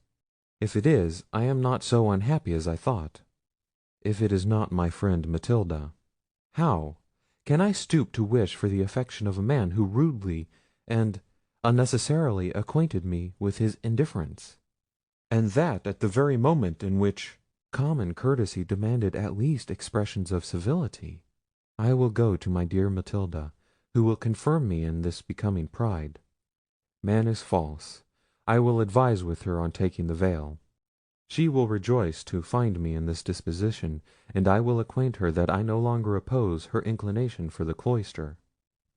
In this frame of mind, and determined to open her heart entirely to Matilda, she went to that princess's chamber, whom she found already dressed, and leaning pensively on her arm. This attitude, so correspondent to what she felt herself, revived Isabella's suspicions, and destroyed the confidence she had purposed to place in her friend. They blushed at meeting, and were too much novices to disguise their sensations with address. After some unmeaning questions and replies, Matilda demanded of Isabella the cause of her flight. The latter, who had almost forgotten Manfred's passion, so entirely was she preoccupied by her own, concluding that Matilda referred to her last escape from the convent, which had occasioned the events of the preceding evening, replied, "Martelli brought word to the convent that your mother was dead." "Oh," said Matilda, interrupting her, "Bianca has explained that mistake to me. On seeing me faint, she cried out, 'The Princess is dead!' and Martelli, who had come for the usual dole to the castle—" "And what made you faint?" said Isabella, indifferent to the rest. Matilda blushed, and stammered, "My father, he was sitting in judgment on a criminal—" "What criminal?" said Isabella eagerly. "A young man," said Matilda. I think it was that young man that—" "What, Theodore?" said Isabella. "Yes," answered she. "I never saw him before. I do not know how he had offended my father; but as he had been of service to you, I am glad my lord has pardoned him." "Served me!" replied Isabella. "Do you term it serving me to wound my father and almost occasion his death?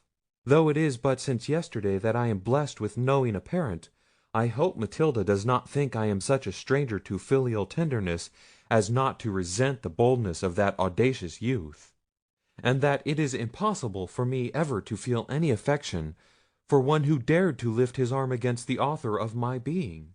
No, Matilda, my heart abhors him; and if you still retain the friendship for me that you have vowed from your infancy, you will detest a man who has been on the point of making me miserable for ever." Matilda held down her head and replied, "I hope my dearest Isabella does not doubt her Matilda's friendship. I never beheld that youth until yesterday. He is almost a stranger to me. But as the surgeons pronounced your father out of danger, you ought not to harbour uncharitable resentment against one who I am persuaded did not know the Marquis was related to you." "You plead his cause very pathetically," said Isabella, "considering he is so much a stranger to you. I am mistaken, or he returns your charity." "What mean you?" said Matilda. "Nothing," said Isabella, repenting that she had given Matilda a hint of Theodore's inclination for her. Then, changing the discourse, she asked Matilda what occasioned Manfred to take Theodore for a spectre. "Bless me," said Matilda, "did not you observe his extreme resemblance to the portrait of Alfonso in the gallery? I took notice of it to Bianca even before I saw him in armour, but with the helmet on he is the very image of that picture."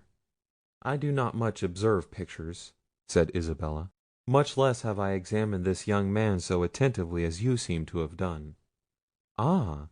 Matilda, your heart is in danger; but let me warn you as a friend, he has owned to me that he is in love. It cannot be with you, for yesterday was the first time you ever met, was it not?" "Certainly," replied Matilda.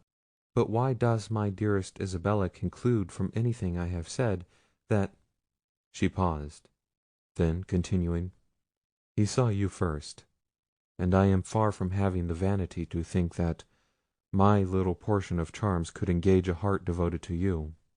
May you be happy, Isabella, whatever is the fate of Matilda." "My lovely friend," said Isabella, whose heart was too honest to resist a kind expression, "it is you that Theodore admires. I saw it, I am persuaded of it; nor shall a thought of my own happiness suffer me to interfere with yours." This frankness drew tears from the gentle Matilda, and jealousy, that for a moment had raised a coolness between these amiable maidens, soon gave way to the natural sincerity and candour of their souls. Each confessed to the other the impression that Theodore had made on her, and this confidence was followed by a struggle of generosity, each insisting on yielding her claim to her friend. At length, the dignity of Isabella's virtue, reminding her of the preference which Theodore had almost declared for her rival, made her determined to conquer her passion and cede the beloved object to her friend. During this contest of amity, Hippolita entered her daughter's chamber. "Madam," she said to Isabella, "you have so much tenderness for Matilda, and interest yourself so kindly in whatever affects our wretched house, that I can have no secrets with my child which are not proper for you to hear." The princesses were all attention and anxiety. "Know then, madam," continued Hippolita, "that you, my dearest Matilda, that being convinced by all the events of these 2 last ominous days, that heaven purposes the sceptre of Otranto should pass from Manfred's hands into those of the Marquis Frederick, I have been perhaps inspired with the thought of averting our total destruction by the union of our rival houses. With this view I have been proposing to Manfred, my lord, to tender this dear, dear child to Frederick, your father." "Me to Lord Frederick!" cried Matilda. "Good heavens, my gracious mother! And have you named it to my father?" "I have," said Hippolita, "and he listened benignly to my proposal, and is gone to break it to the Marquis." "Ah, wretched Princess!" cried Isabella, "what hast thou done? What ruin has thy inadvertent goodness been preparing for thyself, for me, and for Matilda?" "Ruin from me to you and to my child," said Hippolita. "What can this mean?" "Alas!" said Isabella, "the purity of your own heart prevents your seeing the depravity of others. Manfred, your lord, that impious man—" "Hold!" said Hippolita. "You must not, in my presence, young lady, mention Manfred with disrespect. He is my lord and husband, and will not long be so," said Isabella, "if his wicked purposes can be carried into execution." "This language amazes me," said Hippolita. "Your feeling, Isabella, is warm; but until this hour I never knew it betrayed you into intemperance. What deed of Manfred authorizes you to treat him as a murderer and assassin?" "Thou virtuous, too credulous Princess," replied Isabella, "it is not thy life he aims at. It is to separate himself from thee, to divorce thee, to—" "To divorce me! To divorce my mother!" cried Hippolita and Matilda at once. "Yes," said Isabella, "and to complete his crime he meditates—I cannot speak it." "What can surpass what thou hast already uttered?" said Matilda. Hippolita was silent. Grief choked her speech, and the recollection of Manfred's late ambiguous discourses confirmed what she heard. "Excellent, dear lady, madam, mother!" cried Isabella, flinging herself at Hippolita's feet in a transport of passion. "Trust me, believe me, I will die 1,000 deaths sooner than consent to injure you, than yield to so odious— Oh! this is too much!" cried Hippolita. "What crimes does one crime suggest? Rise, dear Isabella, I do not doubt your virtue. Oh, Matilda! this stroke is too heavy for thee. Weep not, my child, and not a murmur, I charge thee. Remember, he is thy father still." "But you were my mother too," said Matilda fervently, "and you are virtuous, you are guiltless. Oh, must not I complain?" "You must not," said Hippolita. "Come, all will yet be well. Manfred, in the agony for the loss of thy brother, knew not what he said. Perhaps Isabella misunderstood him. His heart is good, and, my child, thou knowest not all. There is a destiny hangs over us, the hand of Providence is stretched out. Oh, could I but save thee from the wreck! Yes," continued she in a firmer tone, "perhaps the sacrifice of myself may atone for all. I will go and offer myself to this divorce. It boots not what becomes of me. I will withdraw into the neighbouring monastery, and waste the remainder of my life in prayers and tears for my child and the Prince." "Thou art as much too good for this world," said Isabella, "as Manfred is execrable. But think not, lady, that thy weakness shall determine for me. I swear, hear me all ye angels—" "Stop, I adjure thee," cried Hippolita. "Remember, thou dost not depend on thyself. Thou hast a father." "My father is too pious, too noble," interrupted Isabella, "to command an impious deed. But should he command it, can a father enjoin a cursed act? I was contracted to the son, can I wed the father? No, madam, no. Force should not drag me to Manfred's hated bed. I loathe him, I abhor him. Divine and human laws forbid. And my friend, my dearest Matilda, would I wound her tender soul by injuring her adored mother, my own mother? I have never known another." "Oh, she is the mother of both," cried Matilda. Can we, Isabella, adore her too much?" "My lovely children," said the touched Hippolita, "your tenderness overpowers me, but I must not give way to it. It is not ours to make election for ourselves. Heaven, our fathers, and our husbands must decide for us. Have patience until you hear what Manfred and Frederic have determined. If the Marquis accepts Matilda's hand, I know she will readily obey. Heaven may interpose and prevent the rest. What means, my child?" continued she, seeing Matilda fall at her feet with a flood of speechless tears. "But no, answer me not, my daughter. I must not hear a word against the pleasure of thy father." "Oh! doubt not my obedience, my dreadful obedience to him and to you," said Matilda. "But can I, most respected of women, can I experience all this tenderness, this world of goodness, and conceal a thought from the best of mothers?" "What art thou going to utter?" said Isabella, trembling. "Recollect thyself, Matilda." "No, Isabella," said the Princess, "I should not deserve this incomparable parent, if the inmost recesses of my soul harboured a thought without her permission. Nay, I have offended her. I have suffered a passion to enter my heart without her avowal. But here I disclaim it. Here I vow to heaven and to her—" "My child, my child," said Hippolita, "what words are these? What new calamities has fate in store for us? Thou a passion! Thou in this hour of destruction—" "Oh, I see all my guilt," said Matilda. "I abhor myself, if I cost my mother a pang. She is the dearest thing I have on earth. Oh, I will never, never behold him more." "Isabella," said Hippolita, "thou art conscious to this unhappy secret, whatever it is. Speak." "What!" cried Matilda, "have I so forfeited my mother's love, that she will not permit me even to speak my own guilt? Oh, wretched, wretched Matilda!" "Thou art too cruel," said Isabella to Hippolita.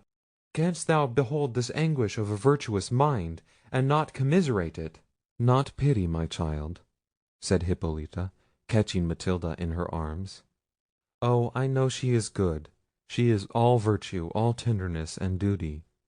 I do forgive thee, my excellent, my only hope." The princesses then revealed to Hippolita their mutual inclination for Theodore, and the purpose of Isabella to resign him to Matilda. Hippolita blamed their imprudence, and showed them the improbability that either father would consent to bestow his heiress on so poor a man, though nobly born. Some comfort it gave her to find their passions of so recent a date, and that Theodore had had but little cause to suspect it in either. She strictly enjoined them to avoid all correspondence with him. This Matilda fervently promised; but Isabella, who flattered herself that she meant no more than to promote his union with her friend, could not determine to avoid him, and she made no reply. "I will go to the convent," said Hippolita, "and order new masses to be said for a deliverance from these calamities." "Oh, my mother," said Matilda, "you mean to quit us. You mean to take sanctuary, and to give my father an opportunity of pursuing his fatal intention. Alas! on my knees I supplicate you to forbear. Will you leave me a prey to Frederic? I will follow you to the convent." "Be at peace, my child," said Hippolita. "I will return instantly. I will never abandon thee until I know it is the will of heaven, and for thy benefit." "Do not deceive me," said Matilda. "I will not marry Frederic until thou commandest it. Alas! what will become of me?" "Why that exclamation?" said Hippolita. "I have promised thee to return—" "Ah, my mother!" replied Matilda, "stay and save me from myself. A frown from thee can do more than all my father's severity. I have given away my heart, and you alone can make me recall it." "No more," said Hippolita. "Thou must not relapse, Matilda." "I can quit Theodore," said she; "but must I wed another? Let me attend thee to the altar, and shut myself from the world for ever." "Thy fate depends on thy father," said Hippolita. "I have ill bestowed my tenderness, if it has taught thee to revere aught beyond him. Adieu, my child, I go to pray for thee." Hippolita's real purpose was to demand of Jerome whether in conscience she might not consent to the divorce. She had oft urged Manfred to resign the principality, which the delicacy of her conscience rendered an hourly burden to her. These scruples concurred to make the separation from her husband appear less dreadful to her than it would have seemed in any other situation.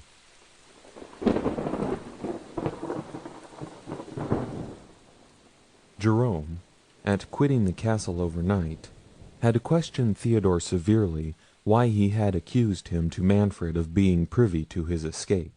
Theodore owned it had been with design to prevent Manfred's suspicion from alighting on Matilda, and added, the holiness of Jerome's life and character secured him from the tyrant's wrath. Jerome was heartily grieved to discover his son's inclination for that princess, and leaving him to rest, promised in the morning to acquaint him with important reasons for conquering his passion. Theodore, like Isabella, was too recently acquainted with parental authority to submit to its decisions against the impulse of his heart. He had little curiosity to learn the Friar's reasons, and less disposition to obey them. The lovely Matilda had made stronger impressions on him than filial affection. All night he pleased himself with visions of love, and it was not till late after the morning office that he recollected the Friar's commands to attend him at Alfonso's tomb. "Young man," said Jerome when he saw him, "this tardiness does not please me. Have a father's commands already so little weight?" Theodore made awkward excuses, and attributed his delay to having overslept himself. "And on whom were thy dreams employed?" said the Friar sternly. His son blushed. "Come, come," resumed the Friar, "inconsiderate youth, this must not be. Eradicate this guilty passion from thy breast." "Guilty passion!" cried Theodore. "Can guilt dwell with innocent beauty and virtuous modesty?" "It is sinful," replied the Friar, "to cherish those whom heaven has doomed to destruction. A tyrant's race must be swept from the earth to the third and fourth generation." "Will heaven visit the innocent for the crimes of the guilty?" said Theodore.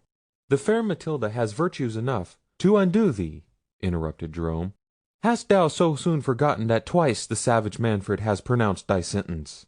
"Nor have I forgotten, sir," said Theodore, "that the charity of his daughter delivered me from his power. I can forget injuries, but never benefits." "The injuries thou hast received from Manfred's race," said the Friar, "are beyond what thou canst conceive. Reply not, but view this holy image. Beneath this marble monument rests the ashes of the good Alfonso, a prince adorned with every virtue, the father of his people, the delight of mankind. Kneel, headstrong boy, and list, while the father unfolds a tale of horror that will expel every sentiment from thy soul, but sensations of sacred vengeance. Alfonso, much injured prince, let thy unsatisfied shade sit awful on the troubled air, while these trembling lips— Ha! who comes there?" "The most wretched of women," said Hippolita, entering the choir. "Good father, art thou at leisure? But why this kneeling youth? What means the horror imprinted on each countenance? Why at this venerable tomb? Alas! hast thou seen aught?" "We were pouring forth our orisons to heaven," replied the Friar with some confusion, "to put an end to the woes of this deplorable province. Join with us, lady. Thy spotless soul may obtain an exemption from the judgments which the portents of these days but too speakingly denounce against thy house." "I pray fervently to heaven to divert them," said the pious Princess. "Thou knowest it has been the occupation of my life to wrest a blessing for my lord and my harmless children. One, alas, is taken from me. Would heaven but hear me for my poor Matilda! Father, intercede for her." "Every heart will bless her," cried Theodore with rapture. "Be dumb, rash youth," said Jerome; "and thou, fond Princess, contend not with the powers above. The Lord giveth and the Lord taketh away. Bless his holy name, and submit to his decrees." "I do most devoutly," said Hippolita; "but will he not spare my only comfort? Must Matilda perish too? Ah, father, I came— But dismiss thy son. No ear but thine must hear what I have to utter." "May heaven grant thy every wish, most excellent Princess," said Theodore, retiring. Jerome frowned. Hippolita then acquainted the Friar with the proposal she had suggested to Manfred, his approbation of it, and the tender of Matilda that he was gone to make to Frederic. Jerome could not conceal his dislike of the notion, which he covered under pretence of the improbability that Frederic, the nearest of blood to Alfonso, and who was come to claim his succession, would yield to an alliance with the usurper of his right. But nothing could equal the perplexity of the Friar, when Hippolita confessed her readiness not to oppose the separation, and demanded his opinion on the legality of her acquiescence. The Friar caught eagerly at her request of his advice, and without explaining his aversion to the proposed marriage of Manfred and Isabella, he painted to Hippolita in the most alarming colours the sinfulness of her consent, denounced judgments against her if she complied, and enjoined her in the severest terms to treat any such propositions with every mark of indignation and refusal.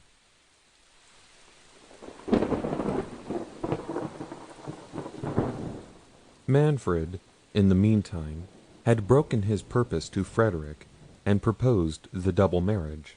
That weak prince, who had been struck with the charms of Matilda, listened but too eagerly to the offer. He forgot his enmity to Manfred, whom he saw but little hope of dispossessing by force, and flattering himself that no issue might succeed from the union of his daughter with the tyrant, he looked upon his own succession to the principality as facilitated by wedding Matilda. He made faint opposition to the proposal, affecting, for form only, not to acquiesce unless Hippolita should consent to the divorce. Manfred took that upon himself. Transported with his success, and impatient to see himself in a situation to expect sons, he hastened to his wife's apartment, determined to extort her compliance. He learned with indignation that she was absent at the convent. His guilt suggested to him that she had probably been informed by Isabella of his purpose. He doubted whether her retirement to the convent did not import an intention of remaining there, until she could raise obstacles to their divorce; and the suspicions he had already entertained of Jerome made him apprehended that the Friar would not only traverse his views, but might have inspired Hippolita with the resolution of taking sanctuary. Impatient to unravel this clue, and to defeat its success, Manfred hastened to the convent, and arrived there as the Friar was earnestly exhorting the Princess never to yield to the divorce. "Madam," said Manfred, "what business drew you hither? Why did you not await my return from the Marquis?" "I came to implore a blessing on your counsels," replied Hippolita. "My counsels do not need a friar's intervention," said Manfred; "and of all men living, is that hoary traitor the only one whom you delight to confer with?" "Profane Prince," said Jerome, "is it at the altar that thou choosest to insult the servants of the altar? But Manfred, thy impious schemes are known. Heaven and this virtuous lady know them. Nay, frown not, Prince. The Church despises thy menaces. Her thunders will be heard above thy wrath. Dare to proceed in thy cursed purpose of a divorce, until her sentence be known, and here I lance her anathema at thy head." "Audacious rebel!" said Manfred, endeavouring to conceal the awe with which the Friar's words inspired him. "Dost thou presume to threaten thy lawful Prince?" "Thou art no lawful Prince," said Jerome. "Thou art no Prince. Go, discuss thy claim with Frederick, and when that is done—" "It is done," replied Manfred. "Frederick accepts Matilda's hand, and is content to waive his claim, unless I have no male issue." As he spoke those words, 3 drops of blood fell from the nose of Alfonso's statue. Manfred turned pale, and the Princess sank on her knees. "Behold," said the Friar, "mark this miraculous indication that the blood of Alfonso will never mix with that of Manfred." "My gracious Lord," said Hippolita, "let us submit ourselves to heaven. Think not thy ever obedient wife rebels against thy authority. I have no will but that of my Lord and the Church. To that revered tribunal let us appeal. It does not depend on us to burst the bonds that unite us. If the Church shall approve the dissolution of our marriage, be it so. I have but few years, and those of sorrow, to pass. Where can they be worn away so well as at the foot of this altar, in prayers for thine and Matilda's safety?" "But thou shalt not remain here until then," said Manfred. "Repair with me to the castle, and there I will advise on the proper measures for a divorce. But this meddling Friar comes not thither. My hospitable roof shall never more harbour a traitor; and for thy Reverence's offspring, continued he, I banish him from my dominions. He, I ween, is no sacred personage, nor under the protection of the church. Whoever weds Isabella, it shall not be Father Falconara's started up son." "They start up," said the Friar, "who are suddenly beheld in the seat of lawful princes. But they wither away like the grass, and their place knows them no more." Manfred, casting a look of scorn at the Friar, led Hippolita forth, but at the door of the church whispered one of his attendants to remain concealed about the convent, and bring him instant notice if anyone from the castle should repair thither. Chapter 5. Every reflection which Manfred made on the Friar's behaviour conspired to persuade him that Jerome was privy to an amour between Isabella and Theodore. But Jerome's new presumption, so dissonant from his former meekness, suggested still deeper apprehensions. The Prince even suspected that the Friar depended on some secret support from Frederick, whose arrival, coinciding with the novel appearance of Theodore, seemed to bespeak a correspondence. Still more was he troubled with the resemblance of Theodore to Alfonso's portrait. The latter, he knew, had unquestionably died without issue. Frederick had consented to bestow Isabella on him. These contradictions agitated his mind with numberless pangs. He saw but two methods of extricating himself from his difficulties. The one was to resign his dominions to the Marquis. Pride, ambition, and his reliance on ancient prophecies, which had pointed out a possibility of his preserving them to his posterity, combated that thought. The other was to press his marriage with Isabella. After long ruminating on these anxious thoughts, as he marched silently with Hippolita to the castle, he at last discoursed with that princess on the subject of his disquiet, and used every insinuating and plausible argument to extract her to consent to even her promise of promoting the divorce.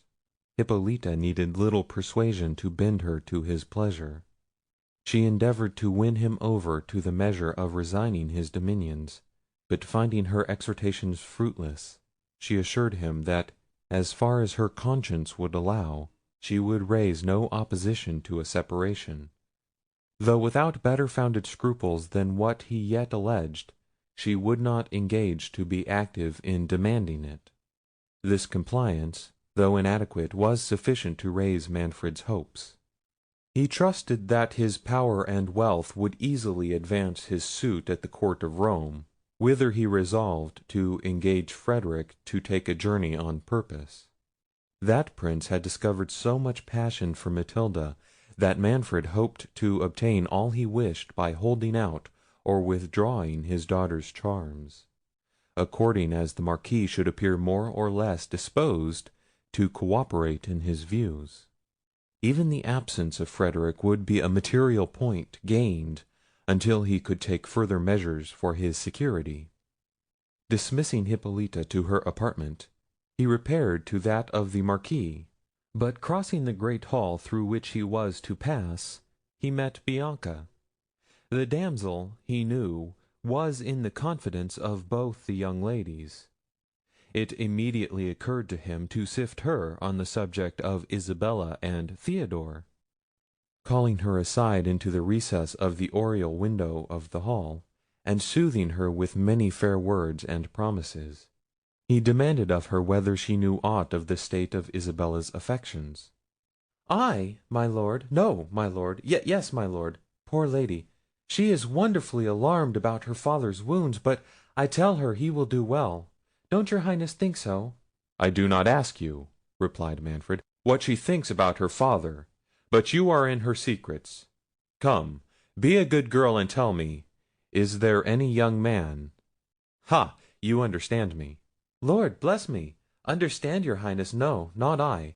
I told her a few vulnerary herbs and repose—" "Am I not talking," replied the Prince impatiently, "about her father? I know he will do well." "Bless me! I rejoice to hear your Highness say so; for though I thought it not right to let my young lady despond, methought his greatness had a wan look, and a something—I I remember when young Ferdinand was wounded by the Venetian—" "Thou answerest from the point," interrupted Manfred. "But here, take this jewel; perhaps that may fix thy attention. Nay, no reverences, my favour shall not stop here. Come, tell me truly, how stands Isabella's heart?" "Well, your Highness has such a way," said Bianca, "to be sure; but can your Highness keep a secret? If it should ever come out of your lips—" "It shall not, it shall not," cried Manfred. "Nay, but swear, your Highness." "By my halidam, if it should ever be known that I said it—" "Why, truth is truth. I do not think my Lady Isabella ever much affectioned my young lord your son. Yet he was a sweet youth, as one should see, I am sure. If I had been a princess—but bless me, I must attend my Lady Matilda. She will marvel what is become of me." "Stay," cried Manfred, "thou hast not satisfied my question. Hast thou ever carried any message, any letter?" "I? Good gracious!" cried Bianca. "I carry a letter! I would not to be a queen. I hope your Highness thinks, though I am poor, I am honest. Did your Highness never hear what Count Marsigli offered me, when he came a-wooing to my Lady Matilda?" "I have not leisure," said Manfred, "to listen to thy tale. I do not question thy honesty, but it is thy duty to conceal nothing from me. How long has Isabella been acquainted with Theodore?"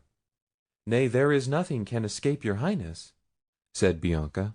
"Not that I know anything of the matter. Theodore, to be sure, is a proper young man, and, as my Lady Matilda says, the very image of good Alfonso. Has not your Highness remarked it?" "Yes, yes. No, thou torturest me," said Manfred. "Where did they meet? When?" "Who? My Lady Matilda?" said Bianca. "No, no, not Matilda. Isabella. When did Isabella first become acquainted with this Theodore?" "Virgin Mary!" said Bianca. "How should I know?" "Thou dost know," said Manfred, "and I must know. I will—" "Lord, your Highness is not jealous of young Theodore?" said Bianca. "Jealous? No, no. Why should I be jealous? Perhaps I mean to unite them. If I were sure Isabella would have no repugnance—" "Repugnance? No, I'll warrant her," said Bianca. "He is as comely a youth as ever trod on Christian ground. We are all in love with him. There is not a soul in the castle but would be rejoiced to have him for our Prince. I mean, when it shall please heaven to call your Highness to itself." "Indeed," said Manfred. "Has it gone so far? Oh, this cursed Friar! But I must not lose time. Go, Bianca, attend Isabella, but I charge thee not a word of what has passed. Find out how she is affected towards Theodore. Bring me good news, and that ring has a companion.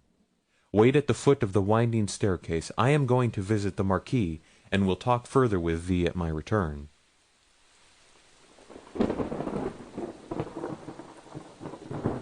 Manfred, after some general conversation, desired Frederic to dismiss the two knights, his companions, having to talk with him on urgent affairs.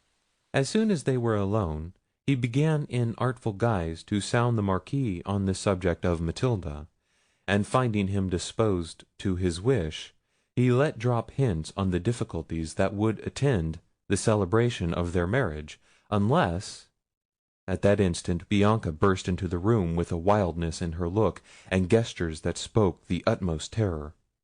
"Oh, my Lord!" cried she, "we are all undone! It is come again! It is come again!" "What is come again?" cried Manfred, amazed. "Oh, the hand! The giant, the hand! Support me! I am terrified out of my senses!" cried Bianca. "I will not sleep in the castle tonight.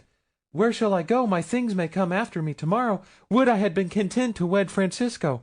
This comes of ambition." "What has terrified thee thus, young woman?" said the Marquis. "Thou art safe here. Be not alarmed." "Oh, your greatness is wonderfully good," said Bianca. "But I dare not. No, pray let me go. I had rather leave everything behind me than stay another hour under this roof." "Go to, thou hast lost thy senses," said Manfred. "Interrupt us not. We were communing on important matters. My lord, this wench is subject to fits. Come with me, Bianca." "Oh, the saints, no!" said Bianca. "For certain it comes to warn your Highness. Why should it appear to me else? I say my prayers morning and evening. Oh, if your Highness had believed Diego!" 'Tis the same hand that he saw the foot to in the gallery chamber. Father Jerome has often told us the prophecy would be out one of these days. Bianca, he said, mark my words." "Thou ravest," said Manfred in rage. "Begone, and keep these fooleries to frighten thy companions." "What, my lord!" cried Bianca. "Do you think I have seen nothing? Go to the foot of the great stairs yourself. As I live, I saw it." "Saw what? Tell us, fair maid, what thou hast seen," said Frederick. "Can your highness listen," said Manfred, "to the deliriums of a silly wench, who has heard stories of apparitions until she believes them?" "This is more than fancy," said the Marquis. "Her terror is too natural and too strongly impressed to be the work of imagination. Tell us, fair maiden, what is it has moved thee thus?" "Yes, my lord, thank your greatness," said Bianca. "I believe I look very pale. I shall be better when I have recovered myself.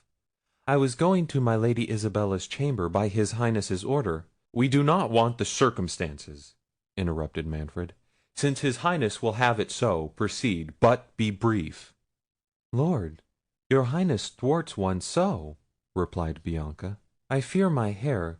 I am sure I never in my life... Well, as I was telling your greatness, I was going by his Highness's orders to my Lady Isabella's chamber. She lies in the watchet-coloured chamber, on the right hand, one pair of stairs. So when I came to the great stairs, I was looking on his Highness's present here." "Grant me patience," said Manfred. "Will this wench never come to the point? What imports it to the Marquis that I gave thee a bauble for thy faithful attendance on my daughter? We want to know what thou sawest." "I was going to tell your Highness," said Bianca, "if you would permit me. So, as I was rubbing this ring, I am sure I had not gone up 3 steps, but I heard the rattling of armour, for all the world such a clatter as Diego says he heard when the giant turned him about in the gallery chamber."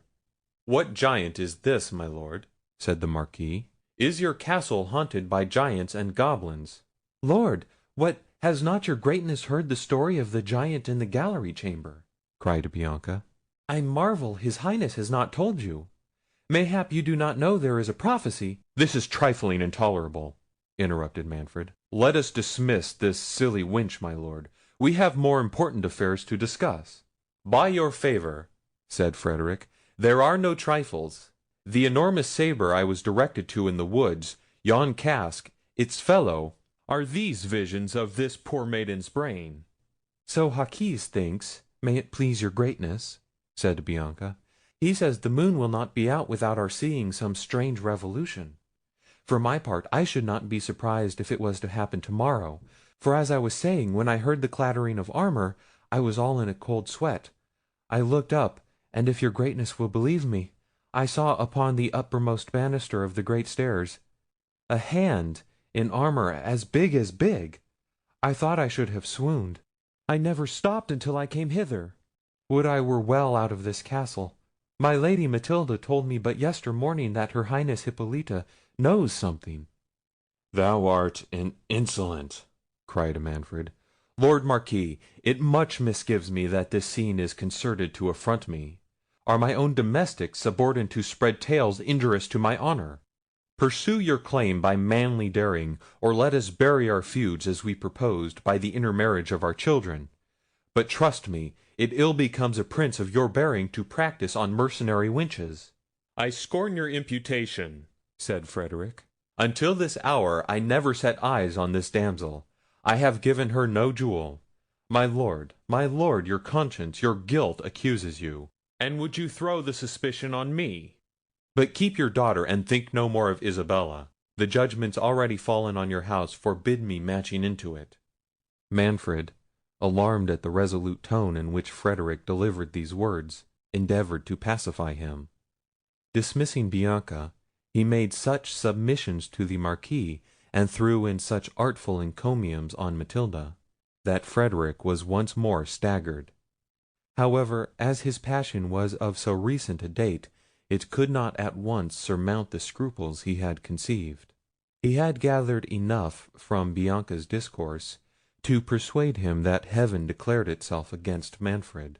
The proposed marriages too removed his claim to a distance, and the principality of Otranto was a stronger temptation than the contingent reversion of it with Matilda. Still he would not absolutely recede from his engagements, but proposing to gain time, he demanded of Manfred if it was true in fact that Hippolita consented to the divorce. The Prince, transported to find no other obstacle, and depending on his influence over his wife, assured the Marquis it was so, and that he might satisfy himself of the truth from her own mouth. As they were thus discoursing, word was brought that the banquet was prepared. Manfred conducted Frederick to the great hall, where they were received by Hippolita and the young princesses. Manfred placed the Marquis next to Matilda, and seated himself between his wife and Isabella.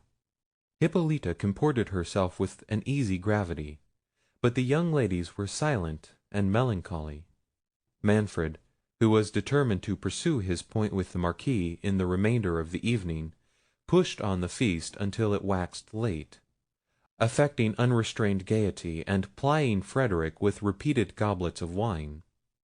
The latter, more upon his guard than Manfred wished, declined his frequent challenges, on pretence of his late loss of blood; while the Prince, to raise his own disordered spirits, and to counterfeit unconcern, indulged himself in plentiful draughts, though not to the intoxication of his senses. The evening being far advanced, the banquet concluded. Manfred would have withdrawn with Frederick, but the latter, pleading weakness and want of repose, retired to his chamber, gallantly telling the Prince that his daughter should amuse his Highness until himself could attend him. Manfred accepted the party, and to the no small grief of Isabella, accompanied her to her apartment. Matilda waited on her mother to enjoy the freshness of the evening on the ramparts of the castle.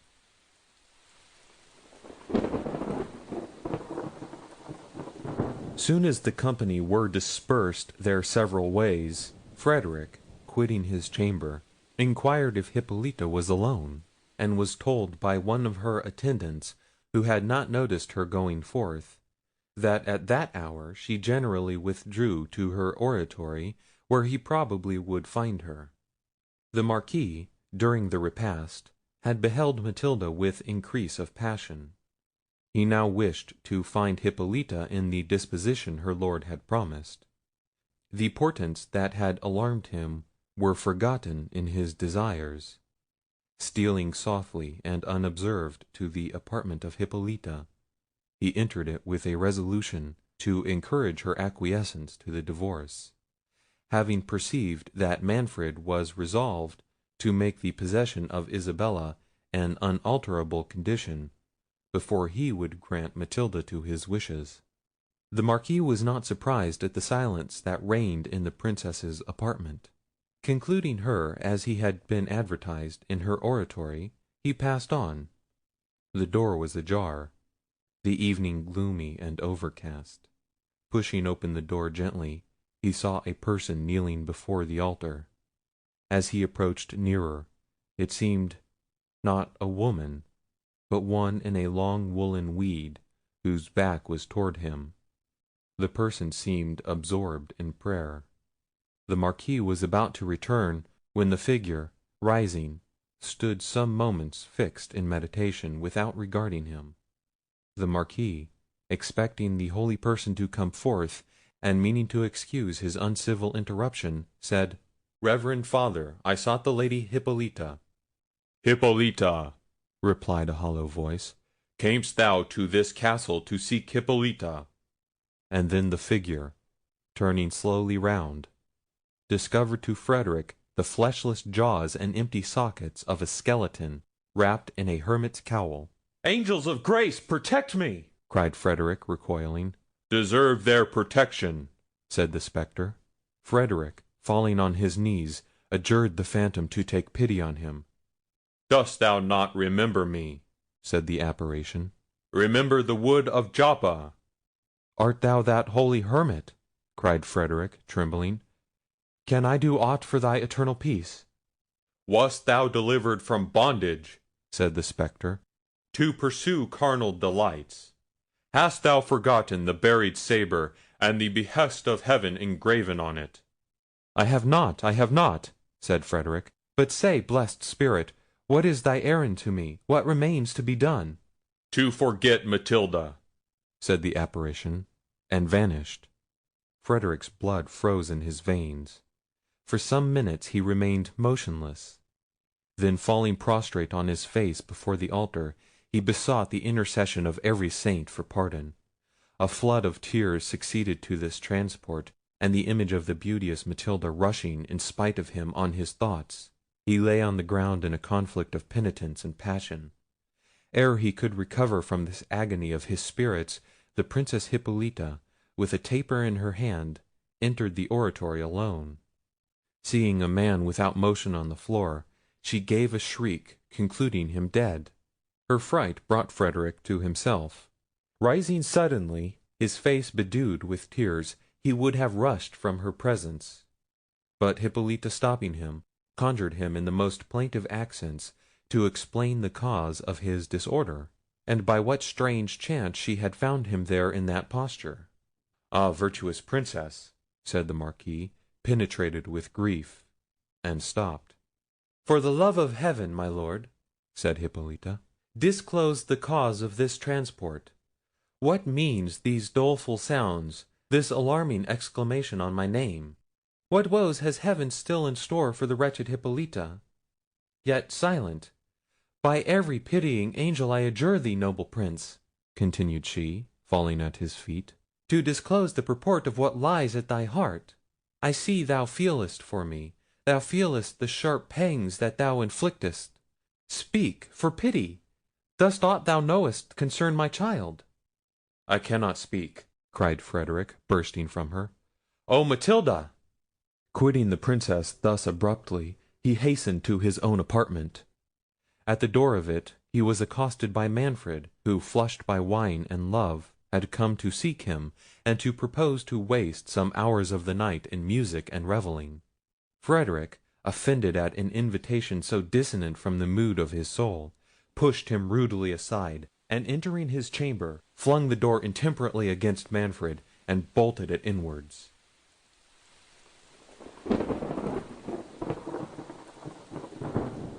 The haughty Prince, enraged at this unaccountable behaviour, withdrew in a frame of mind capable of the most fatal excesses. As he crossed the court, he was met by the domestic whom he had planted at the convent as a spy on Jerome and Theodore. This man, almost breathless with the haste he had made, informed his lord that Theodore and some lady from the castle were, at this instant, in private conference at the tomb of Alfonso in St. Nicholas's church. He had dogged Theodore thither, but the gloominess of the night had prevented his discovering who the woman was. Manfred, whose spirits were inflamed, and whom Isabella had driven from her on his urging his passion with too little reserve, did not doubt but the inquietude she had expressed had been occasioned by her impatience to meet Theodore. Provoked by this conjecture, and enraged at her father, he hastened secretly to the great church. Gliding softly between the aisles, and guided by an imperfect gleam of moonshine that shone faintly through the illuminated windows, he stole towards the tomb of Alfonso, to which he was directed by the indistinct whispers of the persons he sought. The first sounds he could distinguish were, "Does it, alas, depend on me? Manfred will never permit our union." "No, this shall prevent it!" cried the tyrant, drawing his dagger and plunging it over her shoulder into the bosom of the person that spoke. "Ah, me, I am slain!" cried Matilda, sinking. "Good heaven, receive my soul!"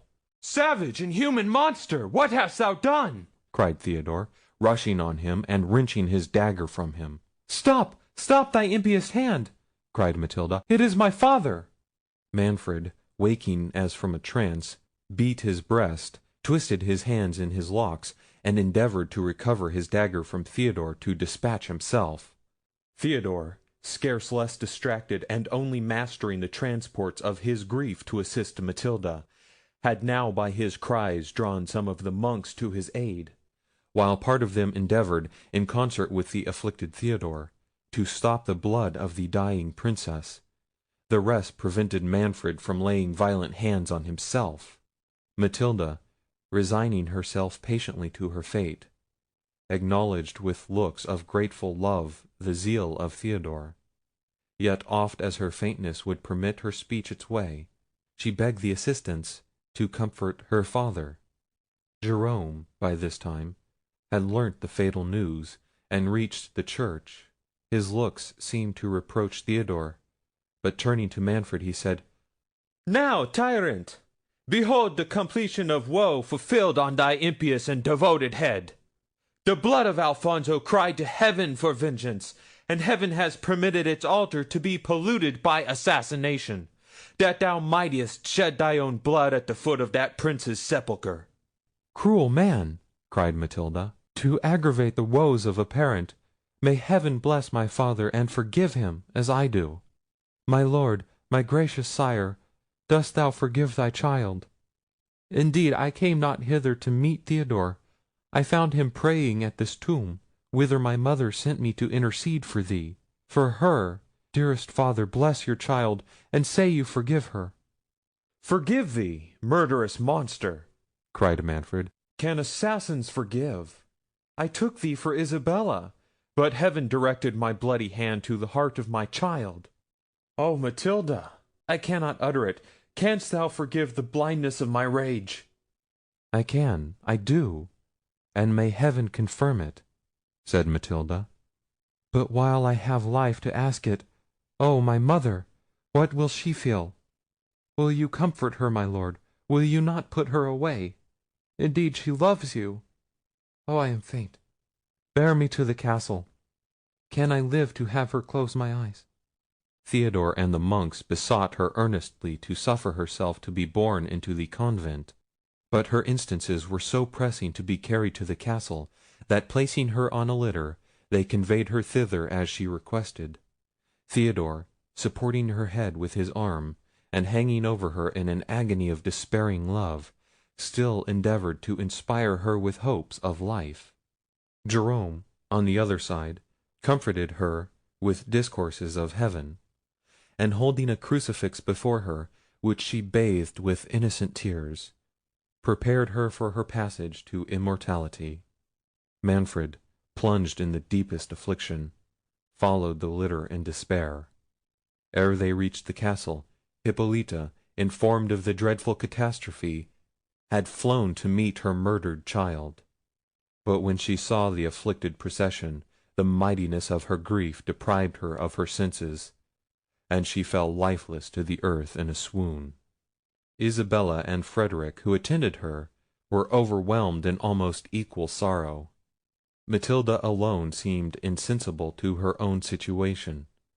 Every thought was lost in tenderness for her mother. Ordering the litter to stop, as soon as Hippolita was brought to herself, she asked for her father. He approached, unable to speak.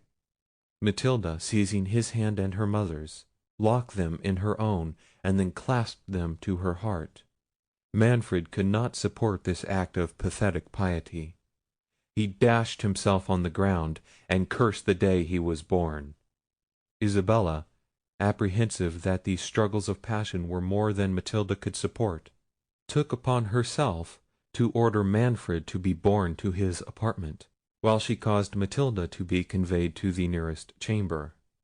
Hippolita, scarce more alive than her daughter, was regardless of everything but her; but when the tender Isabella's care would have likewise removed her, while the surgeons examined Matilda's wounds, she cried, "Remove me! Never, never!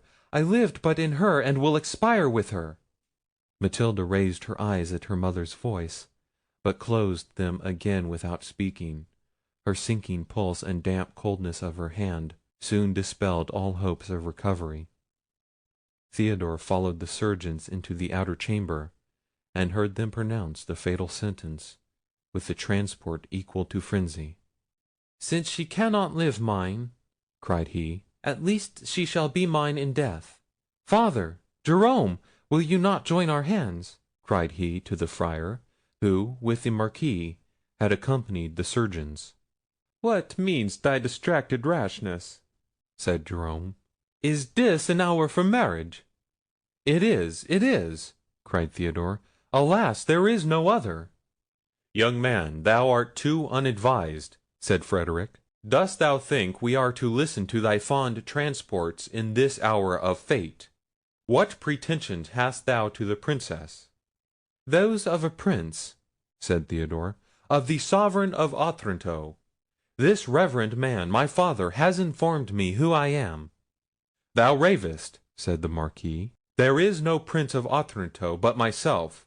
Now Manfred, by murder, by sacrilegious murder, has forfeited all pretensions." "My lord," said Jerome, assuming an air of command, "he tells you true. It was not my purpose the secret should have been divulged so soon, but fate presses onward to its work. What his hot-headed passion has revealed, my tongue confirms. Know, Prince, that when Alfonso set sail for the Holy Land—" "Is this a season for explanations?" cried Theodore. "Father, come and unite me to the Princess. She shall be mine. In every other thing I will dutifully obey you. My life, my adored Matilda," continued Theodore, rushing back into the inner chamber, "will you not be mine? Will you not bless your—" Isabella made signs for him to be silent, apprehending the Princess was near her end. "What! is she dead?" cried Theodore. "Is it possible?" The violence of his exclamations brought Matilda to herself. Lifting up her eyes, she looked round for her mother. "Life of my soul, I am here!" cried Hippolita. "Think not I will quit thee." "Oh, you are too good," said Matilda. "But weep not for me, my mother. I am going where sorrow never dwells. Isabella, thou hast loved me. Wouldst thou not supply my fondness to this dear, dear woman? Indeed I am faint." "Oh, my child, my child!" said Hippolita in a flood of tears. "Can I not withhold thee a moment?" "It will not be," said Matilda. "Commend me to heaven. Where is my father? Forgive him, dearest mother. Forgive him my death. It was an error. Oh, I had forgotten, dearest mother, I vowed never to see Theodore more. Perhaps that has drawn down this calamity. But it was not intentional. Can you pardon me?" "Oh, wound not my agonizing soul," said Hippolita. "Thou never couldst defend me. Alas! she faints! Help! help!" "I would say something more," said Matilda, struggling, "but it cannot be. Isabella! Theodore, for my sake! Oh!" She expired.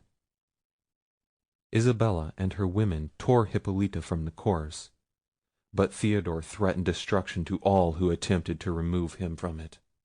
He printed 1,000 kisses on her clay-cold hands, and uttered every expression that despairing love could dictate.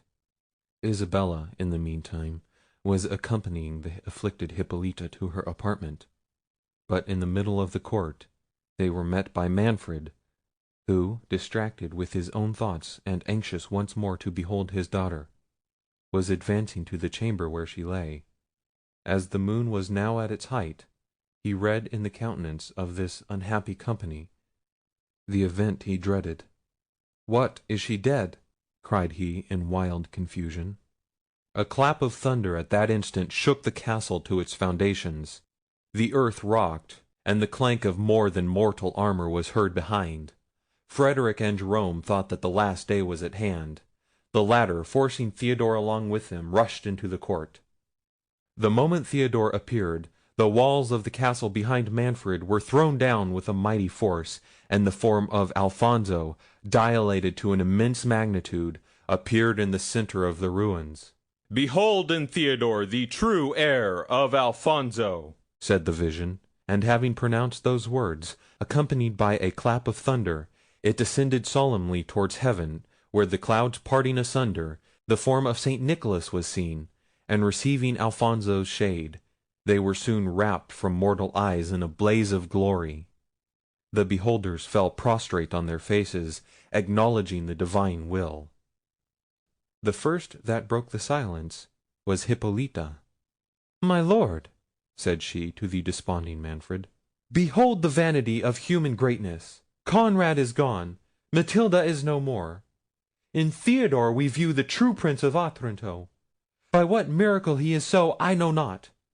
Suffice it to us, our doom is pronounced. Shall we not, can we but dedicate the few deplorable hours we have to live in deprecating the further wrath of heaven? Heaven ejects us. Whither can we fly, but to yon holy cells that yet offer us a retreat? Thou guiltless but unhappy woman, unhappy by my crimes, replied Manfred. My heart is at last open to thy devout admonitions. Oh, but it cannot be. Ye are lost in wonder. Let me at last do justice on myself. To heap shame on my own head is all the satisfaction I have left to offer to offended heaven. My story has drawn down these judgments. Let my confession atone. But, what can atone for usurpations and a murdered child? A child murdered in a consecrated place. List, sirs, and may this bloody record be a warning to future tyrants. Alfonso, ye all know, died in the Holy Land. Ye would interrupt me. Ye would say he came not fairly to his end. It is most true. Why else this bitter cup which Manfred must drink to the dregs? Ricardo, my grandfather, was his chamberlain. I would draw a veil over my ancestors' crimes, but it is in vain. Alfonso died by poison. A fictitious will declared Ricardo his heir. His crimes pursued him, yet he lost no Conrad, no Matilda. I pay the price of usurpation for all. A storm overtook him. Haunted by his guilt, he vowed to St. Nicholas to found a church and 2 convents if he lived to reach Otranto. The sacrifice was accepted. The saint appeared to him in a dream, and promised that Ricardo's posterity should reign in Otranto until the rightful owner should be grown too large to inhabit the castle, and as long as issue male from Ricardo's loins should remain to enjoy it. Alas, alas, nor male nor female, except myself, remains of all his wretched race. I have done. The woes of these 3 days speak the rest. How this young man can be Alfonso's heir I know not, yet I do not doubt it. His are these dominions, I resign them. Yet I knew not Alfonso had an heir. I question not the will of heaven. Poverty and prayer must fill up the woeful space until Manfred shall be summoned to Ricardo. What remains is my part to declare, said Jerome. When Alfonso set sail for the Holy Land, he was driven by a storm to the coast of Sicily. The other vessel, which bore Ricardo and his train, as your lordship must have heard, was separated from him. It is most true, said Manfred, and the title you give me is more than an outcast can claim. Well, be it so, proceed. Jerome blushed and continued. For 3 months Lord Alfonso was wind-bound in Sicily. There he became enamoured of a fair virgin named Victoria. He was too pious to tempt her for forbidden pleasures. They were married, yet deeming this amour incongruous with the holy vows of arms by which he was bound, he determined to conceal their nuptials until his return from the Crusade, when he was purposed to seek and acknowledge her for his lawful wife. He left her pregnant. During his absence she was delivered of a daughter, but scarce had she felt a mother's pangs ere she heard the fatal rumour of her lord's death, and the succession of Ricardo. What could a friendless, helpless woman do? Would her testimony avail? Yet, my lord, I have an authentic writing— It needs not, said Manfred. The horrors of these days, the visions we have but now seen, all corroborate thy evidence beyond 1,000 parchments. Matilda's death and my expulsion— Be composed, my lord, said Hippolita. This holy man did not mean to recall your griefs. Jerome proceeded. I shall not dwell on what is needless. The daughter of which Victoria was delivered was at her maturity bestowed in marriage on me.